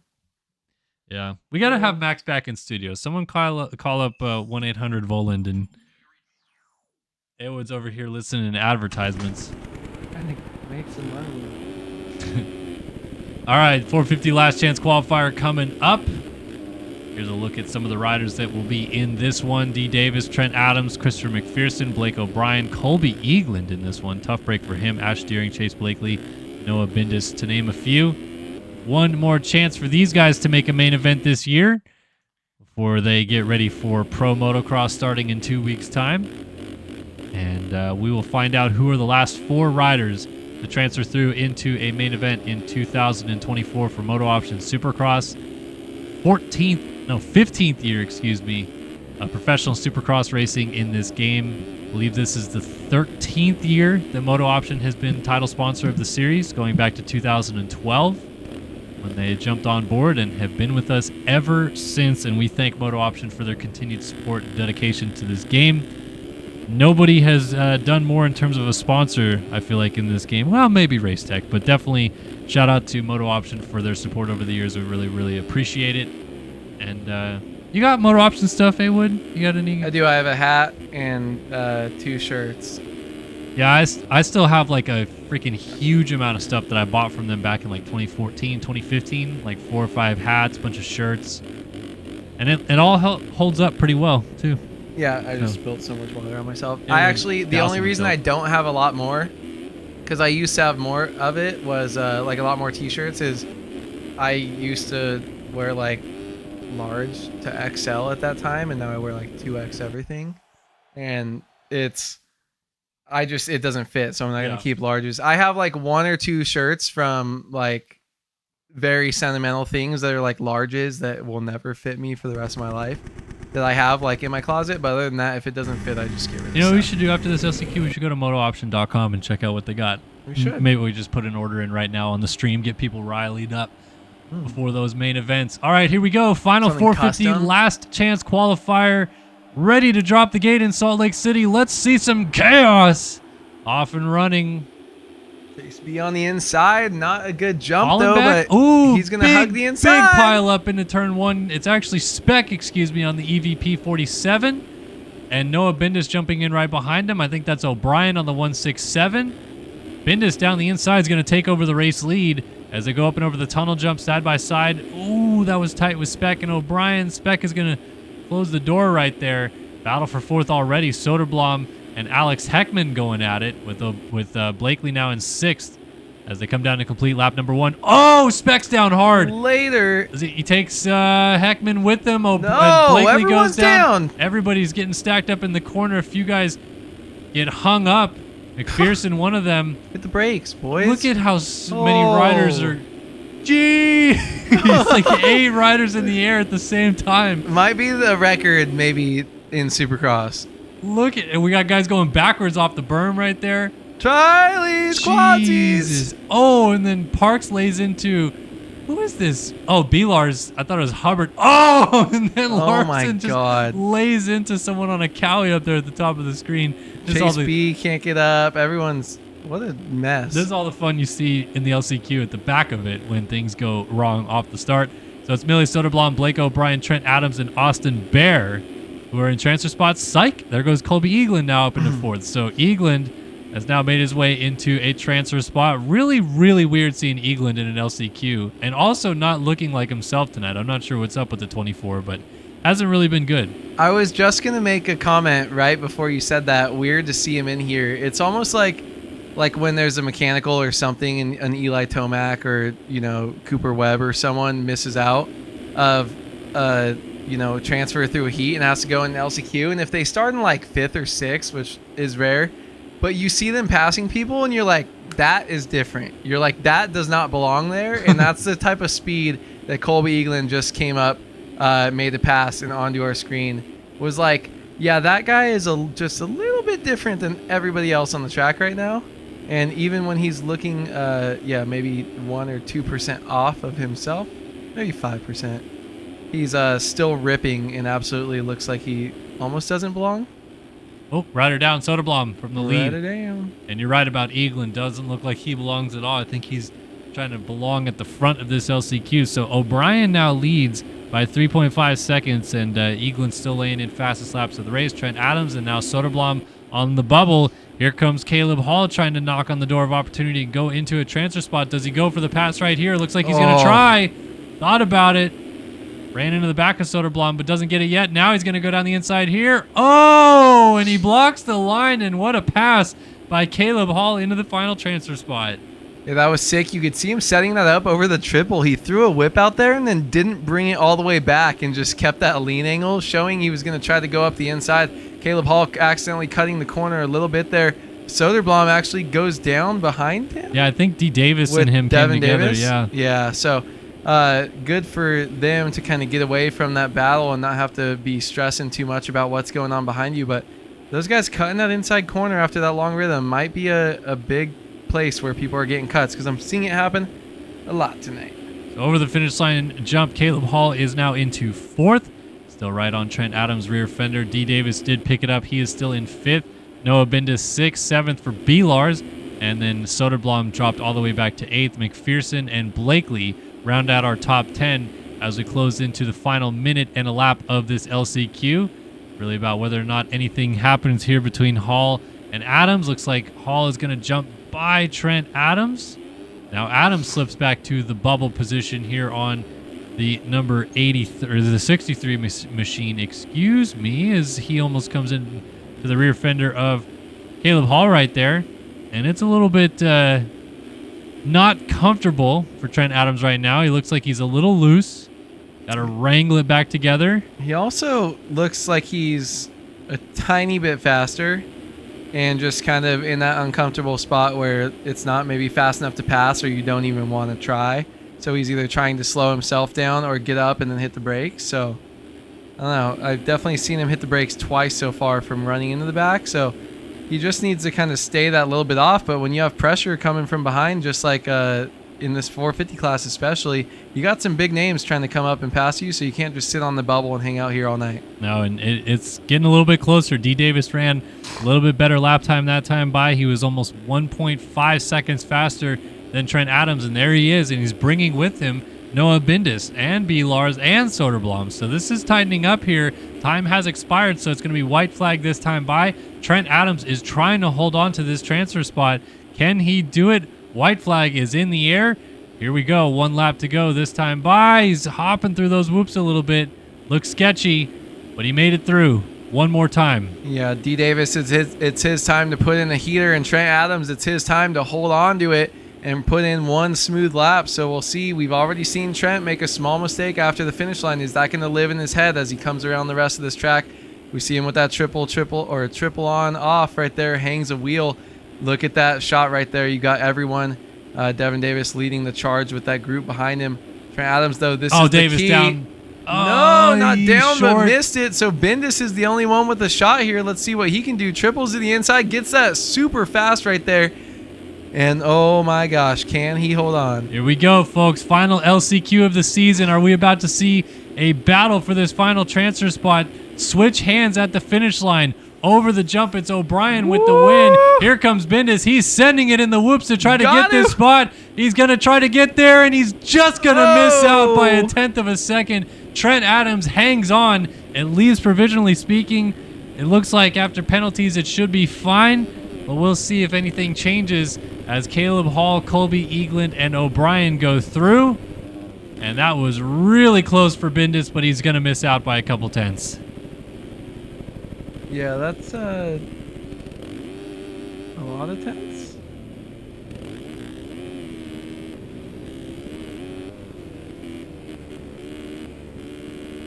That's a lot of them. Okay. So yeah, cuts come in, and it looks like Bindis goes from 5th to 8th on penalties. I can't even see how many penalties that is. 241. That is so... 8? Not him. 8 seconds? 6.36. 6.36 seconds. And whoever below him has like 7.02. You freaking cheater. Jeez. Oh, man. Okay, what's your... I have a question O'Brien, that... Eagland, Hall, and Adams do make it. What do we got? What's your favorite name, I guess current name of MX Sim racer? I mean, it's got to be Bob Joe, right? I mean, but that's not real. No, honestly, I think Oh, I forgot we met Bob Joe. we did meet Bob I Joe. met Bob Joe in Nashville. By the way, MotoOption.com, well, shop MotoOption.com. Definitely head over and check it out. Let's see what they got. What lines we got in the Moto Option section. We'll go to tees, all gas, no brakes, racetrack. Oh, they got a Jared Lesher more shirt. smoking. Smoke show tee. Speed and South. I like those Moto Option Speed Shop ones. Just I like these ones too. There's the that's the classic OG. right there. Yeah, OG. Looking Look at sharp. Look at those prices too. Nothing crazy. Mint. No $35, $40 t-shirts. Yeah, just a solid T-shirt. Let's Should do we some look hats. Look at hats. Yeah, there we go. Okay, yeah. there Oh we go. yeah, that's my style. Aloha. Straw hats. I got to get a solid bucket hat. See, I got a bucket hat one time. Not my Not thing. your I'm vibe? not a bucket hat guy. Sold out of a couple styles here at Moto Option. Got 4 pages deep of it though. 4 D's deep. In throttle we trust. I like those ones. Those little round badges they had. These ones. Yeah, that and Since 2005, Moto Option's been your place. best name, Johnny Padani or Bendis. Noah Bendis. I just like it. I like Andonia's Kura. I don't even know that's a person. You know, I wish Moto Option made a few things that were sim related. I would buy them in a heartbeat if we had Moto Option sim clothing. Or even just like gaming related, but not Yeah. like cringy. Hey, Like some of for these all hoodies the- are kind of cool. Especially when you stop. Yeah, someone had one of those. I like I'm more of a plain guy. I like that little jacket right there and like Yeah, plain stuff is pretty good. two-tone. You get personalized hats too, which is always kind of cool. So like, you get a hat, it's just got your name on the side of it. And it just said Moto Option logos. wood Wood 69. 69. They're like, that's not your number. Be like, I know. Yeah, I know. I always time out Tell the 'em- server. You timed out, dude. Shocking. We're just checking out Moto Option clothing, man. Definitely head over to shopmotooption.com. Check out what they got. Seriously, guys, they have supported this series for so long that the least you can do is go over and buy a freaking coaster from them. I mean, look at these things. You got a cooler sling for $20. Hey, those things are sick. These things are sick. Like, you get a little Moto Option koozie for $4. Why not? Come on, go support them. They've supported us forever. Big shout out to Moto Option for being who they are and backing the series for so long. Can't thank them enough and their support. Also, want to give a shout out to the Design Lab Co. DesignLabCo.com. Head over there and check out all of Nick Porter's cool stuff. We got a Design Lab Co. whole shot winner, A-Wood, for the finale here. Ooh, Better pick. 250s. 250s, gotta hurry. We're reloading up right now. Hold on. It's 2 coast. Hold on. Seth Carr. All right, he's going Seth Carr's Seth Carr. going to do it. He's going to win this championship. Can Seth Carr win this title, or will Rasmus Balzer defend? It's a 250 East-West showdown from Salt Lake City. Here we go. Into turn number 1, Seth Shirley is going to get pushed out wide, as is Seth Carr. Balzer down the inside, almost gets it. Cade Matherly with the Design Lab Co. hole shot. Balzer alongside of him in the first rhythms, trying to take over the race lead, and he's going to do so down the inside. No! Matherly to the race lead because Balzer slides out. Brune into second, Balzer third. Yeah, Balzer with a huge mistake right there. If you're trying to kind of get away and win this championship, you got to go and beat the guy who's competing with you. And he's doing a good job right here, but would have liked to see him get into that first place position and kind of run away. But he's looking good right here in second. Kellen, where is Seth Carr at right now? Seth Carr P10 at the end of lap number 1. He's got some work to do, but we saw in the heat race, Carr was up front and fell. So Balzer right now really has to do what he can to stay on 2 wheels and not allow Carr the opportunity to gain some quick points on him by an early fall out of the 1. Being pushed right now by Lucas Brune as Cade Matherly, after taking almost the whole season off, is leading here in Salt Lake City. over the table and down the backside of the single, 3 onto the table and off. Balzer to the outside, electing to go the safe route and leave the door open for Lucas Brune, but he's still in second place. Oh, the pressure is on for the battle out front. Can Matherly hold off this charge from Balzer? You know, Balzer wants to go to the lead and just try to take off, not have to think about what's going on back there, as Carr crossing the start line behind him is 2 straightaways behind. Yeah, I like Balzer using that inside leave or the outside leaving the long rhythm. When you have someone coming up inside of you, you want to, as long as they're not super close, you can kind of just take that outside and kind of use the smart way where you're not going to slide out or anything like that. It's just a little bit more consistent for him, and that's what he needs to do. He needs to stay away from crashes. I honestly don't even think he needs to pass Cade unless Cade makes his own mistake. If it comes to you naturally, make the pass, but I think he just needs to do it just like that, though. Cade almost falls over into him, locks the front up, and Cade is going to go a little bit slower in this rhythm section. We'll see if Balzer can do anything around the outside. He'll be right up next to him. Oh, he gets in the back of him. He's down. He's not off the bike as Matherly goes Huge down save. with the race lead. And there goes Seth Carr by. Seth Shirley. Well, Seth Shirley went by, but Seth Carr did as well. And now we got the 2 1 plates battling each other across the starting line. Oh, Balzer into the side of Shirley. He doesn't want him to have that win record either. Remember, 11 wins for Balzer, 10 for Seth Shirley. So they want to each win this main event. As coming through, they both shuffle around Garrett Hollenbeck and move up to second and third as Lucas Brune is leading this main event. Seth Carr has now slid into 5th. He's right behind this battle. Oh, man, it's on. Yeah, 2-3 battle. This is the battle for the 250. Most wins in the 250 class here in MotoOption Supercross. So this is awesome. And then we've got just a couple positions back. Seth Carr playing chase, but has to get, or just got past Garrett Hollenbeck and playing chase right now. Did he switch bikes from red to white? Has he been white all night? Yeah, he's been on the white okay. all night. A lot of red plates going on in this class. Look at that. Seth Shirley up the inside. Didn't make it stick yet. Bar humps right there from Balzer. He's kind of giving a little like, oh, okay, I see you, man. And these 3 right here running 2, 3, 4 is all we could ask for here tonight. This is a fantastic battle in this 250 East-West Showdown. It's not quite for the lead yet, but it might be soon as Shirley almost goes down into the back of Balzer. Coming to the finish line, jump to complete lap number 4. Lucas Brune still leads this thing. Just ran the fastest lap of the race at a 54.3. He's 3 seconds out in front. All eyes on this battle for second as it continues to materialize. And as they battle each other, Seth Carr is rubbing his hands together. He can see this battle up ahead and knows that Balzer is not going to have it easy with Seth Shirley trying to get around him. And Carr is just trying to win this title tonight. So what is going to happen here? Yeah, this might be the first time we've seen 3 people go through this rhythm section that close Balzer tonight and not make a pass. And as I say that, Balzer slides out. That's allowed Carr to move up past Balzer. And more importantly, Shirley in the lead. And Shirley actually lets Did he, or Carr did he make a mistake? go by, That was or makes a weird. mistake. That was very weird. Either way, now that puts a point, another point of separation between the 2. But Seth Shirley wants to get up. Balzer hopping. Balzer down, not off the bike. Ooh. Critical save right there. Very huge. Gotta get up. Okay, that's tight. Still better than the complete fall off, but man, Balzer has his work cut out. Lucas Brune is going for that one weird showdown winner that kind of comes out of nowhere.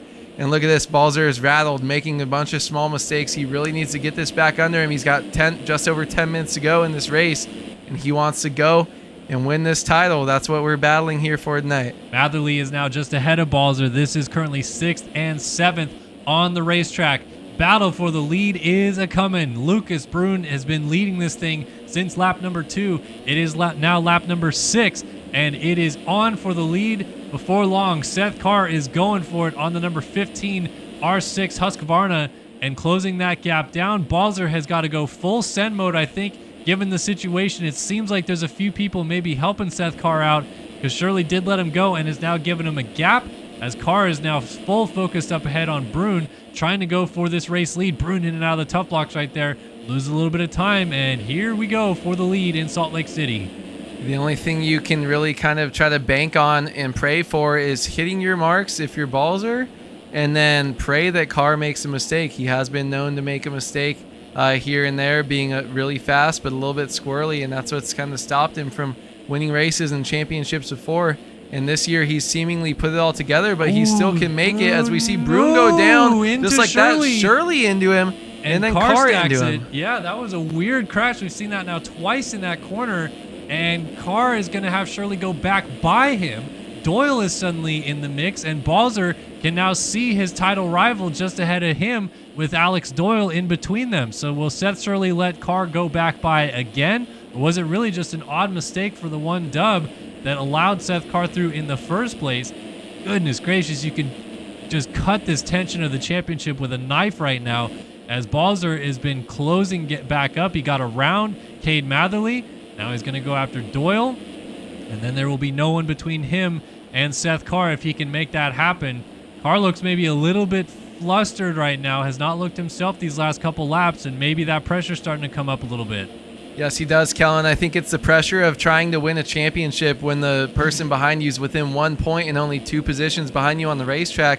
I also think getting into Brune and Shirley a lap ago when they all three came together kind of can rattle you a little bit, get you unsettled, your heart rate goes up, your hands get a little bit sweaty, and it puts some pressure on you thinking, oh my gosh, I didn't even make that mistake. Someone made that mistake in front of me, and you can get frustrated. So I really think that's we're seeing how he can kind of put himself back together and keep this ride, keep it clean. What was that? Just like that. Seth Shirley just got clobbered by, I don't even know what just happened. He's going to get going right in front of Evan Holt. What just happened? Who was that now? They're going down the start straight and through the first bike turn. Going through the... Was it Wilczek? No, he was on a white. Are you sure it was white and not just a KTM? I don't know what just happened right there. Very confusing situation. And Semi says Max Wilczek was the guy. So it is Brune now leading from Carr, Doyle, and Balzer. And suddenly Shirley looks like he had a target on his back or something. If he came from where he went back to, I don't know how you snipe a guy like that. I mean, that little 90-degree corner, unless you're waiting there. Well, people in chat are saying that he was on the on-off and went straight on.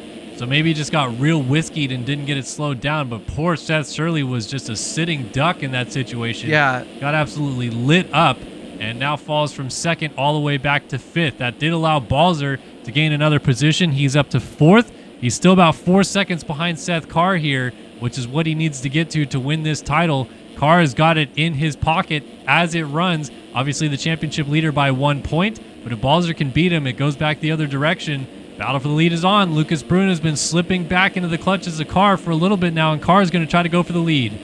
Yeah, Carr's going to... Ooh, nice move trying to go up the inside there. Whoa! Brune hits him, and down goes Seth Carr. Now, was that a little hip check on purpose? I think that's almost more of a don't run it in on me like that. I don't know. I don't know where these, I guess, allegiances lie. But, yeah, I don't really like that at all anyways. We always talk about we like to see clean, fair racing. You can still take people out and do certain things, but pulling over and doing a weird brake check like that, slow him up in the next corner. Don't just stop in the straightaway.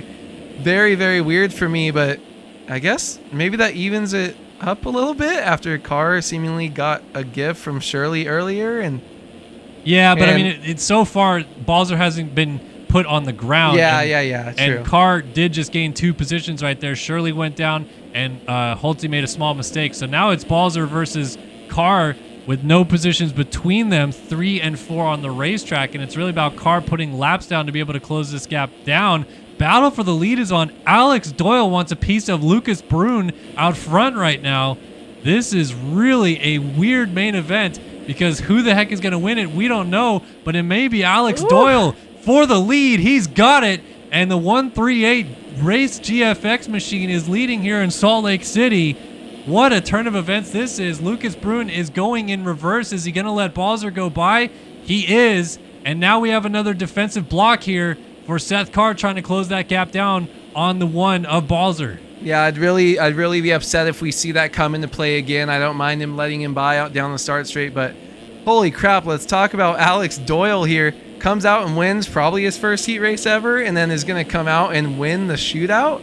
What an awesome night by him, and sometimes everything just clicks, and he is absolutely barking tonight and just ripping around the track, and I really hope he can hold on to this thing. We do have Balzer, though, can go and extend his what do you call it, record? Jeez, win record.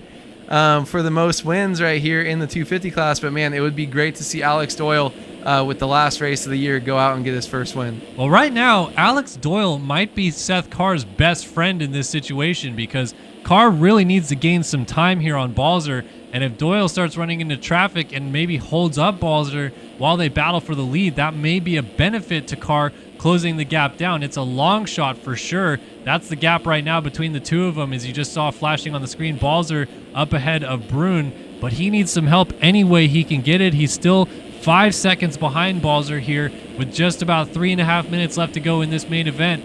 And it is going to come all the way down to the checkered flag in this one. Balzer inching up a little bit more on Doyle. Little mistake through the whoops, but salvaged it. Does he think about that, though? Does he not want to get close to Doyle because maybe Doyle makes a mistake, goes down in front of him, and takes him with? That completely changes the championship again. Yeah, I mean, I think it depends on how close the pressure is coming from behind you. I think you want to keep the gap at about 1 second, and just like that, was that? No, that's not the leader. Okay. But Doyle's still right in front of him. Something like that happens, if Alex Doyle tucks his front, you want like a 1 second, 1.5 second gap. They're at 0.9 right now, so I wouldn't really get any closer unless you can guarantee that you're going to use completely different lines and kind of not be following right behind him if he makes his own mistake, because you don't want to take him down or get taken down yourself. But you know, then again, there is the win. But look at the gap behind him right now. There's a huge gap going on behind these guys. 7 seconds now from Seth Balzer, the Carr. Yeah, it looks like Brune went down or something along the lines, and Carr was able to sneak up into third. He's still got some pressure from a lapped rider behind him. And then Brune's now fourth. Holtze and Seth Shirley going at it for fifth. But that really doesn't matter. It's about whether Carr can make any inroads on this battle out front. And really, like we said, it comes down to, does Balzer even mess with Doyle? He has some time in hand here. He can fall back off of him a little bit, and it would not be that big of a deal. But also, do you give up a little bit of time for that benefit? It's just such a weird cat and mouse game right now. You have a 5-second advantage on your championship rival, but you don't want to fall either. You don't want to get in a situation where a crash does lose you this title. So you got to push, I think. I think where he's at right now is perfect. Like you said, you don't want to give up any more time because Carr can go and just drop down a heater, right? If you make a mistake, you need to have a little bit of a gap. I think you kind of stay right where you are.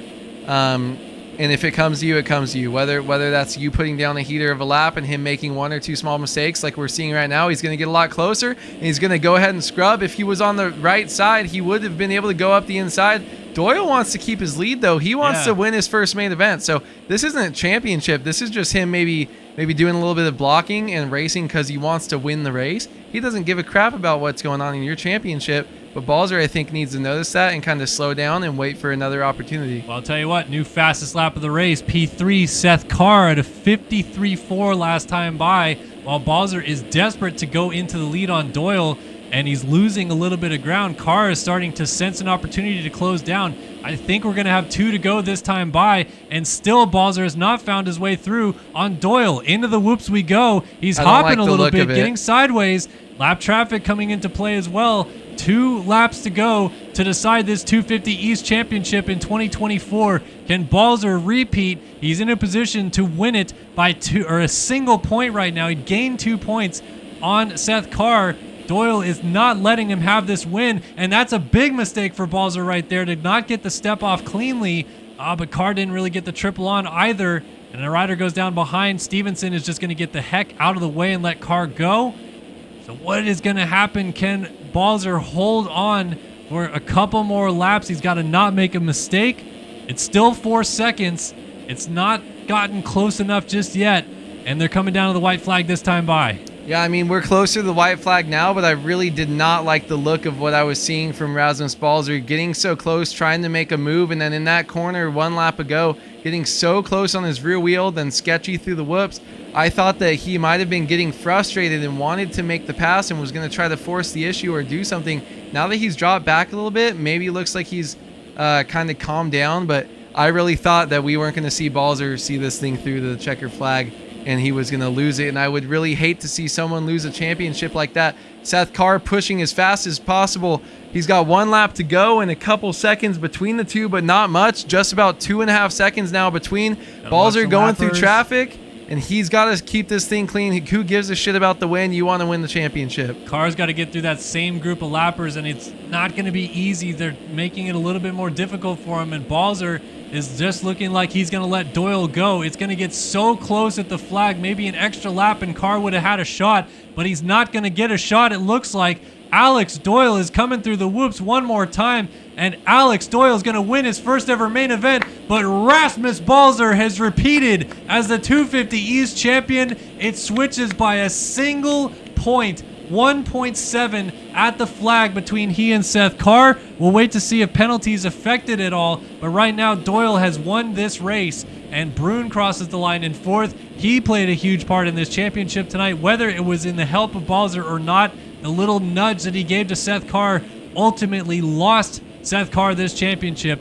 Had he stayed up, he would be your champion.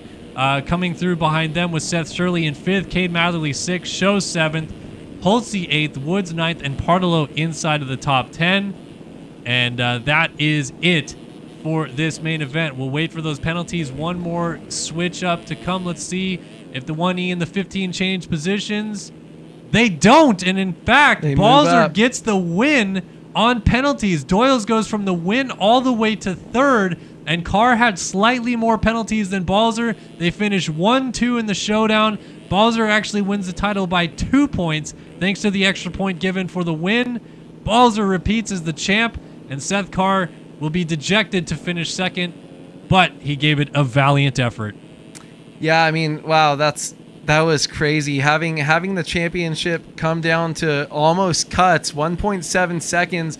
Losing by 1 point turns into losing by 2 points. Seth Carr still comes up short. Actually had more cuts than Balzer did. Lost some time. Now 2.6 seconds back. But bummer for Doyle to lose the win, your first ever career win like that on cuts. But man, Balzer now 12 total 250 Supercross wins and back-to-back 250 East Coast Championship. Yep, stands alone by Crazy. a decent little margin there. 12 wins to 10. That is wild. On the all-time wins 250 record list. And, Shirley all the way back in 5th. Yeah, crazy. Not keep it together. Keen to see what would have happened if Brune didn't get involved, because obviously it hurt Seth Carr, but Balzer was ripping at the midpoint of the race and was closing the gap down anyway, but we'll never know. Balzer gets the title, and yeah, unfortunately Seth Carr misses out and gets 2nd, but congratulations to both of them. A really, really solid season, and really cool to see all the competitors racing out here tonight. Obviously Seth right now is in the chat. He is not thrilled about what Lucas Brune did to him, and many people were just heard Doyle is a previously banned 250 champion. I mean, I wouldn't be surprised. I want to give it up to Alex Doyle, but where'd that come from? Like, suddenly out of nowhere, Alex Doyle is going to beat Seth Shirley, Seth Carr, and Rasmus Balzer. Yeah. I mean, he doesn't win the race either, so we don't have to like really give him a ton of props. But I hate to say it, but then you speculate and people go, oh, congrats to this guy, XYZ, and it's like, just, I don't know, dude. Like, what can you do? How many IP bans or like key sharing? Whatever. That's not what we should be talking about when Balzer just won a freaking championship. I know, but it's just obviously people are frustrated because I know. It's well, like, then he shouldn't be there, right? Because then Yeah. there's not another person. Then they're not battling for 2-3. They're battling for 1-2. And you remove Brune from that race, you know. Yeah, it doesn't. Surely letting him by for a second, that's not going to affect much right there early on in the race. Like that's. But Lucas Brune on Carr, that was annoying. You know, oh my God, he's my friend. This and this and this. We're both Danish. Cool. Race clean. Just go out there. That's all we want to see. We try to come every day and give you a professional broadcast and professional racing. And then people make it unprofessional, like coming in or doing that stuff. And it just sucks. And that's why you guys get suspended. And that's why you guys get banned. And I think that they should be more harsh with a lot of their bans. yeah. I mean, Kick them out. look. Get them out for 6 months. Who cares? Screw that person. They don't need to be in series. Get them out forever. I'll tell you a story. After Philly, Mhm. I interviewed Grant Harlan, and Harlan had finished, I don't remember, 18th or something like that. And the first thing he said to me before we even started the interview is he goes, "Do you like that drama I started on Twitter this week, which was about The Mount Rushmore, the Mount Rushmore thing, right? that he was wrong about. Yeah. Yeah, and I told him, look, man, like, I don't hate Rush, even though Rush thinks I hate him. But what I don't like about Rush is that he's made a mockery of this series and he still thinks he deserves respect. No, you don't fucking belong on Mount Rushmore if you keep getting banned and key sharing and racing as somebody else. Sorry, bro, you don't, okay? Case in point, quit doing it and maybe I'll give you a little bit more respect. So if you get pissed off that I say, well, I don't respect you enough, maybe you should have done it the right way in the first place. I agree 100%. I think you go from you're not even being thought, and I like Rush too. We play together. I say this all the time. Every time he comes up, we play together. We've hung out. We've done different things. Oh man, let's when you're talking with one person for 8 hours, cool. You're having fun, and he's cool in that sense. But you go from being maybe you're Mount Rushmore or you're top 10. If we make a video, to now you're freaking banned. You are not being talked about. You and Jesse Mullins and these people that did these things that were once a part of our series go from respect and going for win lists, and it should be like strip all your wins. You're not even on the list anymore. Who cares? That was a black spot in the history. It's like you're like one of those people that's you're just out of it. It's you don't deserve to get talked to with respect anymore.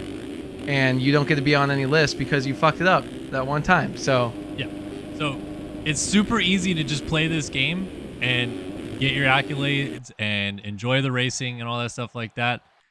It's extra dumb to go to the level that you have to DDoS or key share or whatever. It's dumb. It's just a stupid video game. So yeah, like I'm getting worked up over a stupid video game, but you did it in the first place by making it stupid because you decided to key share. So that's what I'm saying. All right, let's get into this final 450 main event of the year because we are ready to go racing.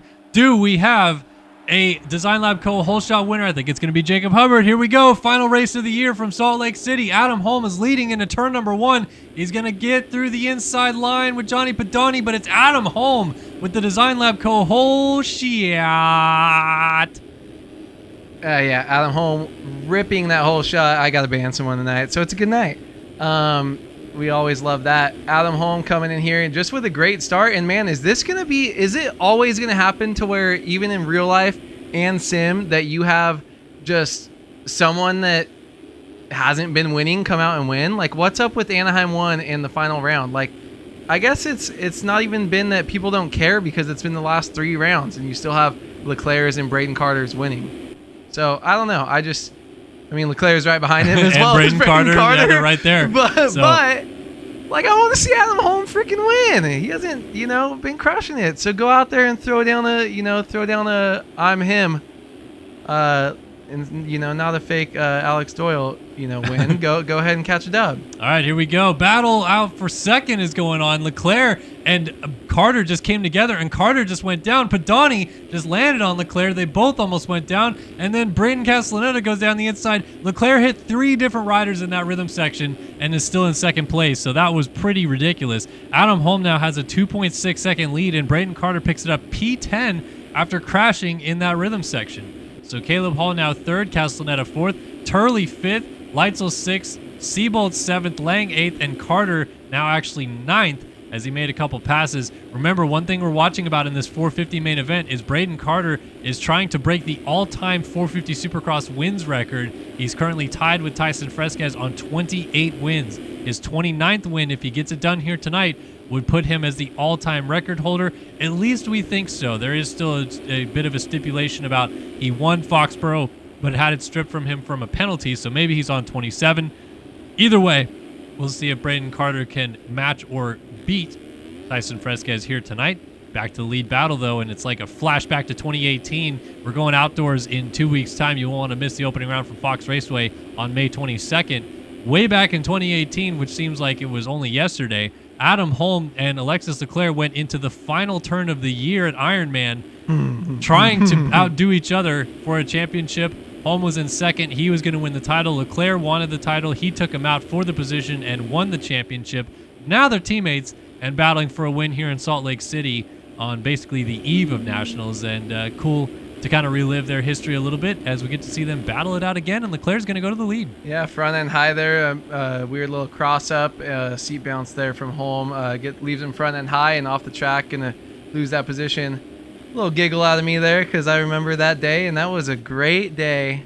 Super hot, a lot of beers flowing between the two of us, and a crazy call to the end of that series. That was one of the all-time finishes, probably one of the best races of all time in sim. Yeah, this is now not maybe going to be the best of all time, Yeah, but we'll see if Leclerc can hold it on out front and make Adam Holm work for it a little bit. By the way, Braden Carter has slipped all the way to 14th as Leclerc checks in with the fastest lap of the race on a 53.8, 1.5 seconds up on Adam Holm. Caleb Hall still third, Castellaneta fourth, and Spencer Turley is fifth. Remember, Turley won the heat race earlier on tonight, and he has been cooking. Still has not won a 450 main event in his career just yet.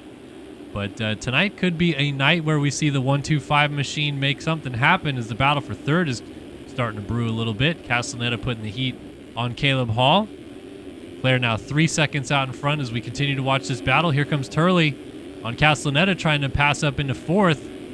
Off the tunnel jump, not quite close enough to make it happen just yet, but outside shot here for Turley to make something happen in this main event. I think I'm Spencer Turley's new biggest fan. He's just doing some cool stuff right now and running top 5 consistently the last couple weeks and just having great starts and great rides. It's been really cool to see. I like Logan Leitzel up there in 6th after a good start in his heat race earlier, kind of showing stuff.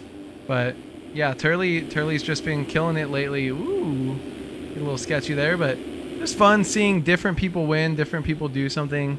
But with Leclerc out front too, we got to look for these tiny little battles around the race. What was that? It looks like what was that? maybe he's a big Jack Haley fan. No, that's Logan Leitzel, but I don't know what that was. Logan Leitzel. Turley just goes exit stage right on the start straight and doesn't really seem like it was for any good reason.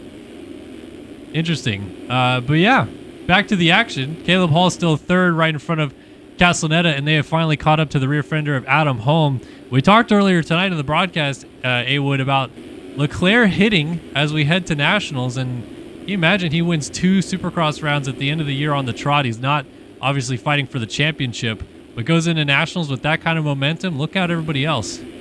Yeah, I think that's probably the worst thing for everyone else. I don't even know who are our other heavy hitters coming into outdoors that we're kind of thinking of. Well, I mean, it's really anybody in this contingent. You got Seth Shirley as well, moving up to a 450. He certainly plays in as a factor. Oh, Caleb Hall through the front door. Later.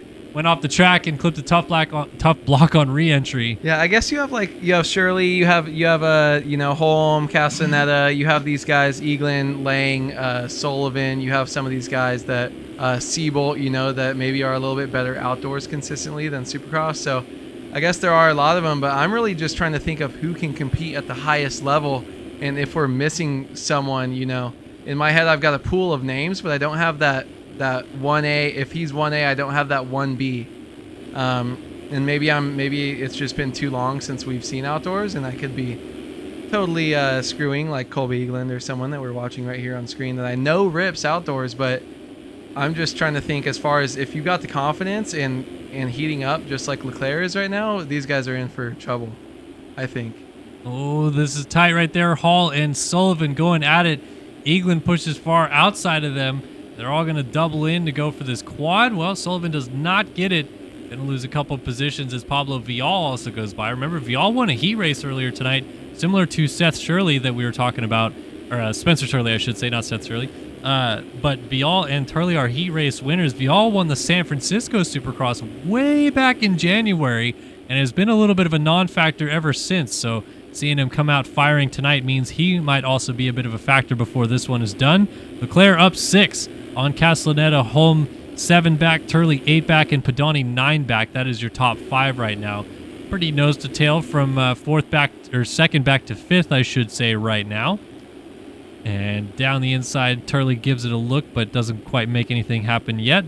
Braden Carter still 11th, 54.4 last time by for him. 53.1 out of Eaglin is still the fastest lap of the race. As down the inside goes Spencer Turley, he has taken over third place from Adam Holm with that move. And Turley continues his march forward, trying to get on the box here at least, if not maybe sneak up and battle for the win. Yeah, I mean, he's on the box right now, and it's really Adam Holm just kind of falling back and trying to get back up to where he feels like he belongs. But Spencer Turley's trying to show these guys that he's coming up, and this is where he belongs now after the last couple weeks. This guy is just absolutely crushing it, and I can't keep saying good enough things about him. He keeps showing us week in and week out, race by race. And I don't know really what happened. Like, he's been playing this game forever. Did he just increase his hours by 40 hours a week of like what he's been playing? Like, I just don't understand like how you get so good so far into your career. Like, seemingly out of nowhere. Well, he's just turned it around, man. I don't think the setup's any different. He's still got that really bouncy suspension that he's always had. He still turns on a dime and leaves a nickel change in every berm. So nothing really new, but just cooking. Just cooking is Spencer Turley. All right, back to our race leader, Alexis Leclerc. He's been leading a lot of laps of late, led just about everyone in Denver last week, I think, and got in the lead early. That's a big mistake right there, sliding across the starting line, and Braden Castellaneta is going to like what he sees out of that move and move up to about 2 seconds behind the race leader. Now Turley's only 4 seconds off the lead, creeping into the frame. And as we approach the halfway point of this race coming up pretty soon, we might be getting ready for a battle out front. Yeah, I mean, when you're Castellaneta right there and you're like 4 to 5 seconds back behind someone and you see a small little slide out and that gap goes from 4 to 5 to 2.5, that's huge for you and your confidence in what you think you can do. And it's showing just small little cracks in his armor. Leclerc, we're not even halfway through this race, and Castellaneta has been able to gain a bunch of times, get that gap down to 2.2 seconds. And I think Castellaneta is thinking he's the favorite to win this race right now. In his head, he's got to have all the confidence in the world. Yeah, Castellaneta, your winner earlier this year at Indianapolis and I think Daytona were the Castellaneta victories. But we will see if he can click off his third win of the season. For Leclerc, he is looking for, I believe, his 4th win of the year. And also another note about the all-time wins list with that updated chart. It actually showed that Leclerc and Jeremy Seebold are tied for 3rd all-time, I think on 22 wins. So this win for Leclerc could move him to sole possession of P3 all-time in 450 Supercross wins. We know his outdoor wins are certainly up there all-time. But Leclerc just continuing to add more to the tally if he can bring this thing home. I think you're right, though, Andrew. I think Braden Castellaneta has something to say about this race victory here tonight in Salt Lake City. Yeah, I mean, he's got the speed right now, and their lap times are so close. 53.9 by Leclerc was a little bit faster, but then Castellaneta comes across with a 52.4, just sets the fastest lap of the race, and he is really trying to make a statement to all of us here watching that he's going for this win right here. When you drop that lap time, though, man, 2.2 down to 1.0. Let's see, the gap is now 1.5 after that mistake. So, man, this thing is all over the place right now, when I really thought Leclerc, and you did too from the start, was just going to kind of walk away with this. Castellaneta slide out. Huge slide out there. Johnny Padani, though, coming through. He was 6 seconds back. Now he's going to be right on the rear wheel. Great ride by him so far to come up. Spencer Turley has been down, has been up, back down. Now he's in the 4th, and Colby Eaglin in 5th. Sullivan, Lang, Holm, Siebel, and Haley ran out of top 10. Leclerc is right in front of these guys, so he just made a mistake as well, because he had a 4-second advantage for a moment, and now it's right back down to just 1 second between he and Castellaneta, and Padani also knocking on the door. What I like right now is that this track looks a lot like the real Salt Lake City is going to be. These guys are kind of sliding around, man. They're coming onto these start straightaways. They're going through the ruts, and the rear ends are kicking out. Very interesting dynamic that this track has created here tonight. Yeah, I mean, it's been really weird because so many of the flat corners in real life, they might be a little bit boring and not really have much to them. But I feel like in sim, there's so much technique in these guys.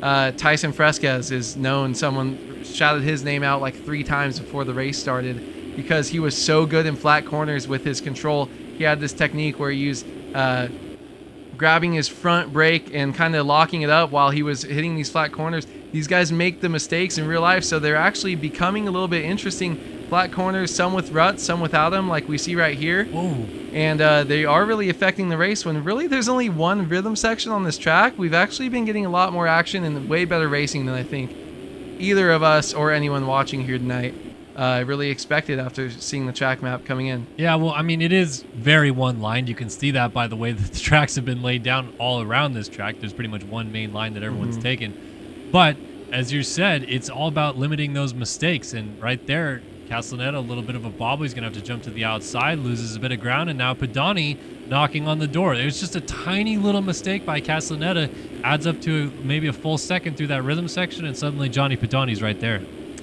Yeah, Johnny Pedani, he's been the one that kind of, once he came up into third, he's just been kind of right there making up ground.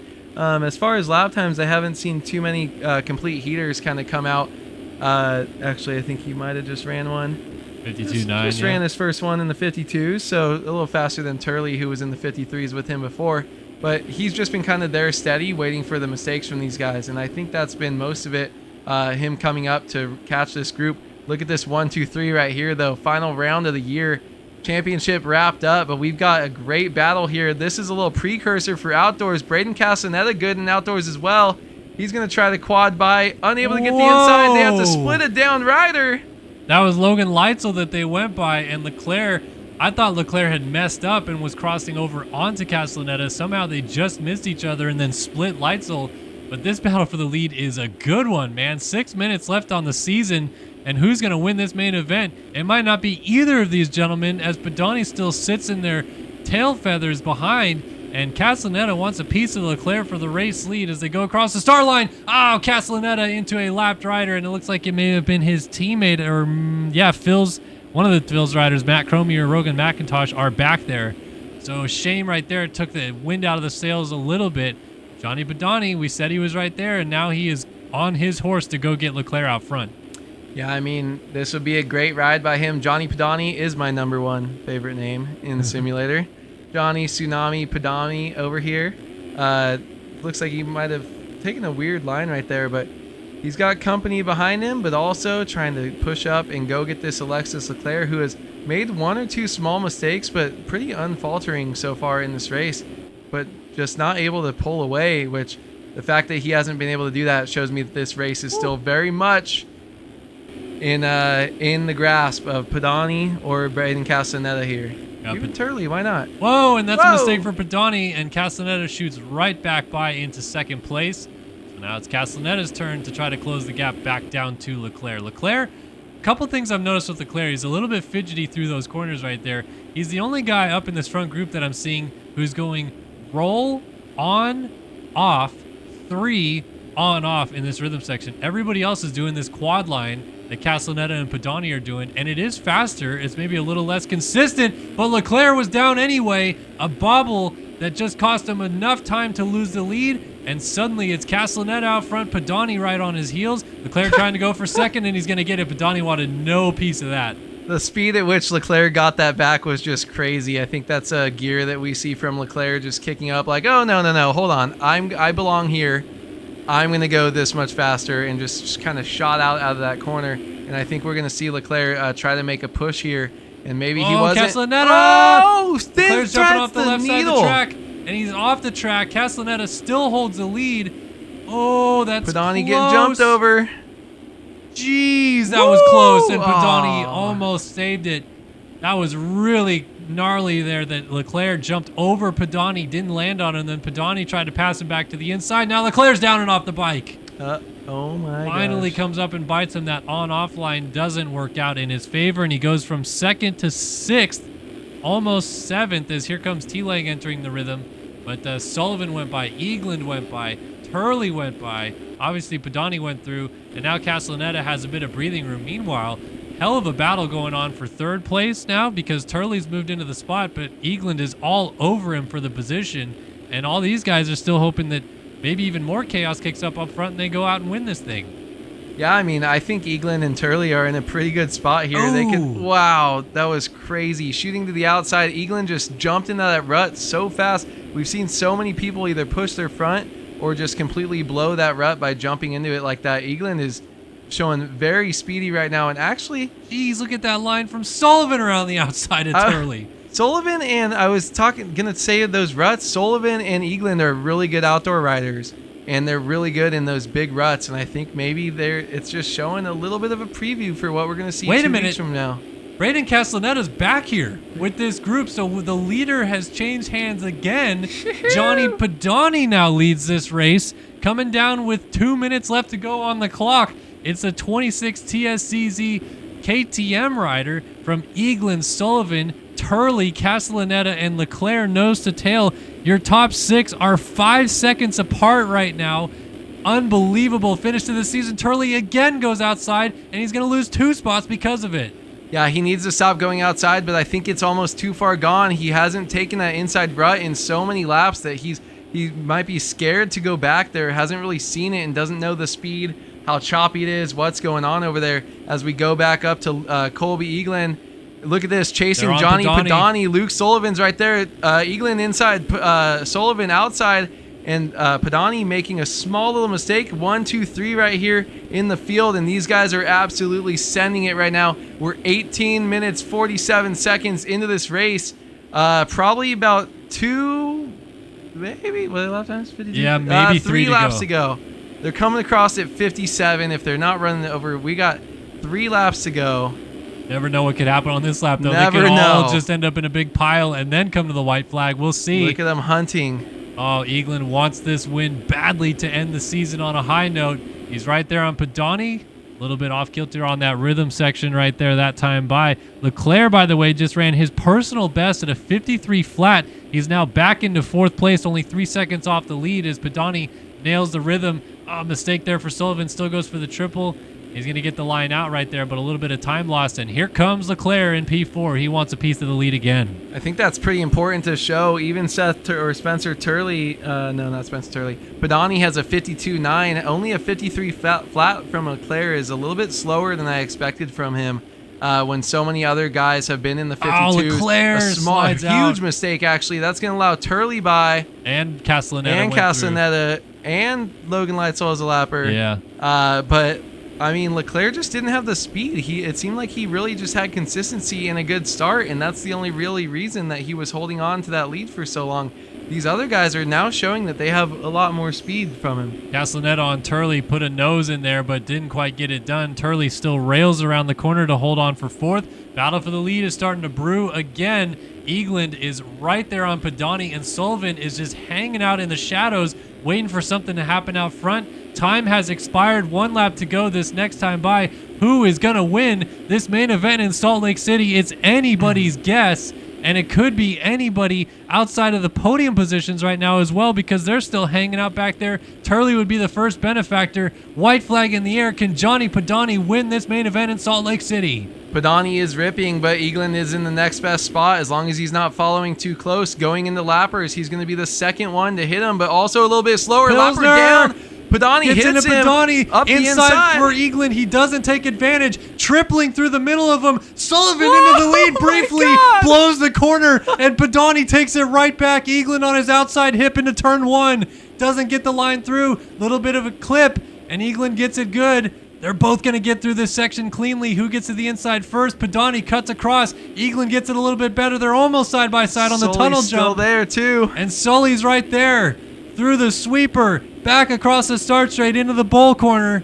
Who is going to get it done? 2 turns to go on the season. Padani into the inside and out. Eagland a mistake. Through the whoops they go. Padani on top of the whoops through the final turn. Johnny Padani wins the main event in Salt Lake City. Eagland second, Sullivan third. They were on each other's hips all the way to the flag. It's Turley 4th, and Leclerc rounds out the top 5. What a finish to this season. Castellaneta, Haley, Lang, and then Hubbard with his teammate Carter right behind him coming through the whoops. Carter was just putting down burners. He ran the fastest lap of the race at a 51.2 halfway through this main event. Siebold is going to end up 11th. Holm, and then Pilsner was the first rider on the second to last lap there. So it's Leitzel, Nichols, McIntosh, Adams, Jackson, Cromie, Vial, Hall, and O'Brien, the finishers in this one. Waiting for those penalties to come in to decide a winner between Padani, Eagland, and Sullivan. And who gets it? There is only 1.2 seconds between them. Got one guy still to cross. Here he comes to the flag. Not over yet. Almost there. Any day now. Wait, There he is. Wait. there we go. And Colby Eaglin takes the win tonight. Wow, a lot of penalties for Padani and for Sullivan. Turley gets Sullivan third. had 11 seconds I guess, yeah, in geez. Supercross? 11 seconds for Sullivan, goes from third to fourth, and Turley missed second place on the box tonight by an inch, 16 hundredths of a second behind Padani.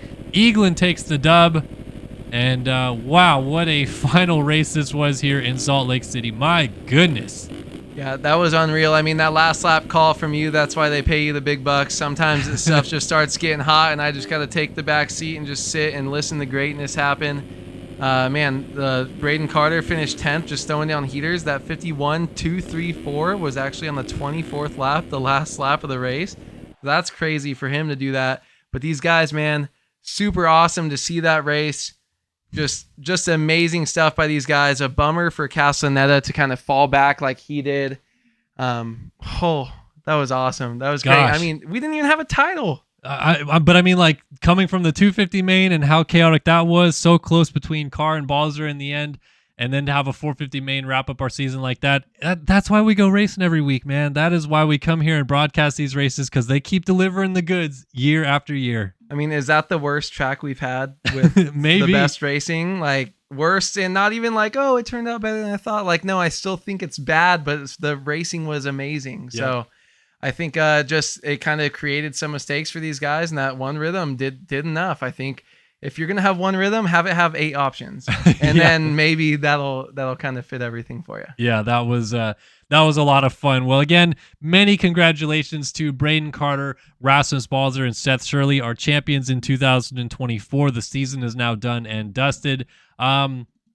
Is it what we expected this year? We had championship favorites going in. Everybody that had a number 1 plate on their bike kept it this year. So what we expected, I guess, right? Yeah, but I didn't really expect them to hold them all. I guess I think Balzer, I guess maybe was what I expected on the East Coast, but actually no, I didn't expect Balzer to hold on to it. I thought someone else would come and steal it, and we saw a car take it down to the very last lap of their series. So no, I think we got a lot of good surprises, a lot of good like first time winners, kind of people coming back. You've got the revival of Spencer Turley. What's he gonna do outdoors? Like these crazy little things that have happened throughout the year. Maybe people peaking or heating up at the right time, and I think the season is everything we wanted it to be, and not too much besides Braden Carter. Yep. Really kind of showing me, but I think we have a lot of storylines moving forward to really look forward to. Yeah, it's going to be a lot of fun. Don't want to miss it in 2 weeks' time. That is May 22nd, 2024, to kick off the 2024 Pro Motocross Championship in MX Simulator 11-round championship beginning at Fox Raceway, where Alexis Leclerc, the 5-time and defending Pro Motocross champion, looks to defend his title against up-and-comer Seth Shirley. So Leclerc did not win a Supercross title this year, but I think he rolls into outdoors pretty much ready to go. I think he's the favorite. Just, I mean, you've won so many of them, and I think just the way he rides his setup, right? Braden Carter, we know, is going to pretty much dominate Supercross. Leclerc is kind of the same way with outdoors. So it's up to these other guys to step up and knock them off. You know, Shirley has been dominant in 250s lately, but how dominant was he in 250 outdoors? You know, does that carry over? Does the 450 change the way he rides? I think these are all things to look forward to. And then you've got your normal host of people, Siebel, Eaglin, Castellaneta, you know, everyone on the Phil's team basically, you know, Luke Sullivan, Jeremy Smith, all these guys that have won races before, and those are all to be there. So I think it's going to take us around, maybe 1 round, 2 full motos, and we'll be like, okay, it's either Leclerc and everyone else, or holy crap, these guys are there, and this is going to be a fight for the next 23 motos. Yeah, well, we hope it's holy crap, these guys are there. That's going to be a 21. lot of fun when we kick it off in 2 weeks' time. So we'll see you then, guys. It's going to be a fun little break here to kind of rehash Supercross. We'll maybe do a little bit of fun stream next week. Maybe get A Wood on just remotely. You don't have to come down, but we'll do some gaming or something next week to kill some time. For sure. And thanks everybody for tuning in to the 2024 MotoOption Supercross series here on Start Your Systems TV. A massive shout out to Race Factory Gaming as well for always putting in on this series. Jacob Hubbard for hosting the server this year as well. I know that T Lang did a great job with hosting this year. Caleb Hall helped out. Jeremy Cohenauer for running the series. Everybody behind the scenes doing all the track work from the guys like Braden Castellaneta who helped out with tracks this year. I think Brad Clay helped out with tracks, and then there's I think Caleb Hall did decals. There's a bunch of guys that just always put in the work, and massive shout out to them. They make it possible so we can go racing every single week. Without the tracks, there obviously wouldn't be anything for us to even showcase these races. So big shout out to them. But yeah, thank you, Andrew Wood, for joining me so many rounds this year. I know you missed a few, like you said, but you're here for most of them. We had a fun time this year. Really fun season, and always great to have you in studio calling it with me. I tried. Thank you. I appreciate it. I appreciate everyone that watches, and I like to give Kellen a little bit of a break here too, because when I hear you commentate the races by yourself, and I've done it before too, I'm like, it's just nonstop talking, like more water than you need to drink just to like keep everything going. And I love to be here, and we've done this for so many years, and trying to get in here every week whenever I can. It's super fun to be here, and I hope everyone else likes it. It's super fun to have the support too, and be able to come and do it with you and hang out and see your family and see you more often, have a reason to guarantee that I'm here too. Yeah, it's awesome. It's great to have you here. And it's also great to have all you guys here. I know we still have a few people hanging out in the chat room. Seriously, thank you to every single one of you guys that tunes in. All the people that subbed all year long, the donations and everything really means a ton. The support has been amazing year after year to this series, what you guys bring to the table, and the way that you guys support us calling the action every single week. So massive shout out to the fans and all the support system that make this possible. For Kellen Brower, Andrew Wood, everybody behind the scenes, big shout out as well to Evan Holtzy for doing all the video work for us this year. He did a tremendous job with opening ceremonies, and can't thank him enough. And everybody else behind the scenes that I didn't mention, you guys make it all possible. So seriously, thank you guys for tuning in to the 2024 MotoOption Supercross series. We'll see you next year for MotoOption Supercross, but we'll see you in 2 weeks' time for the start of Pro Motocross. Thanks, guys, and we'll see you then. So long for now.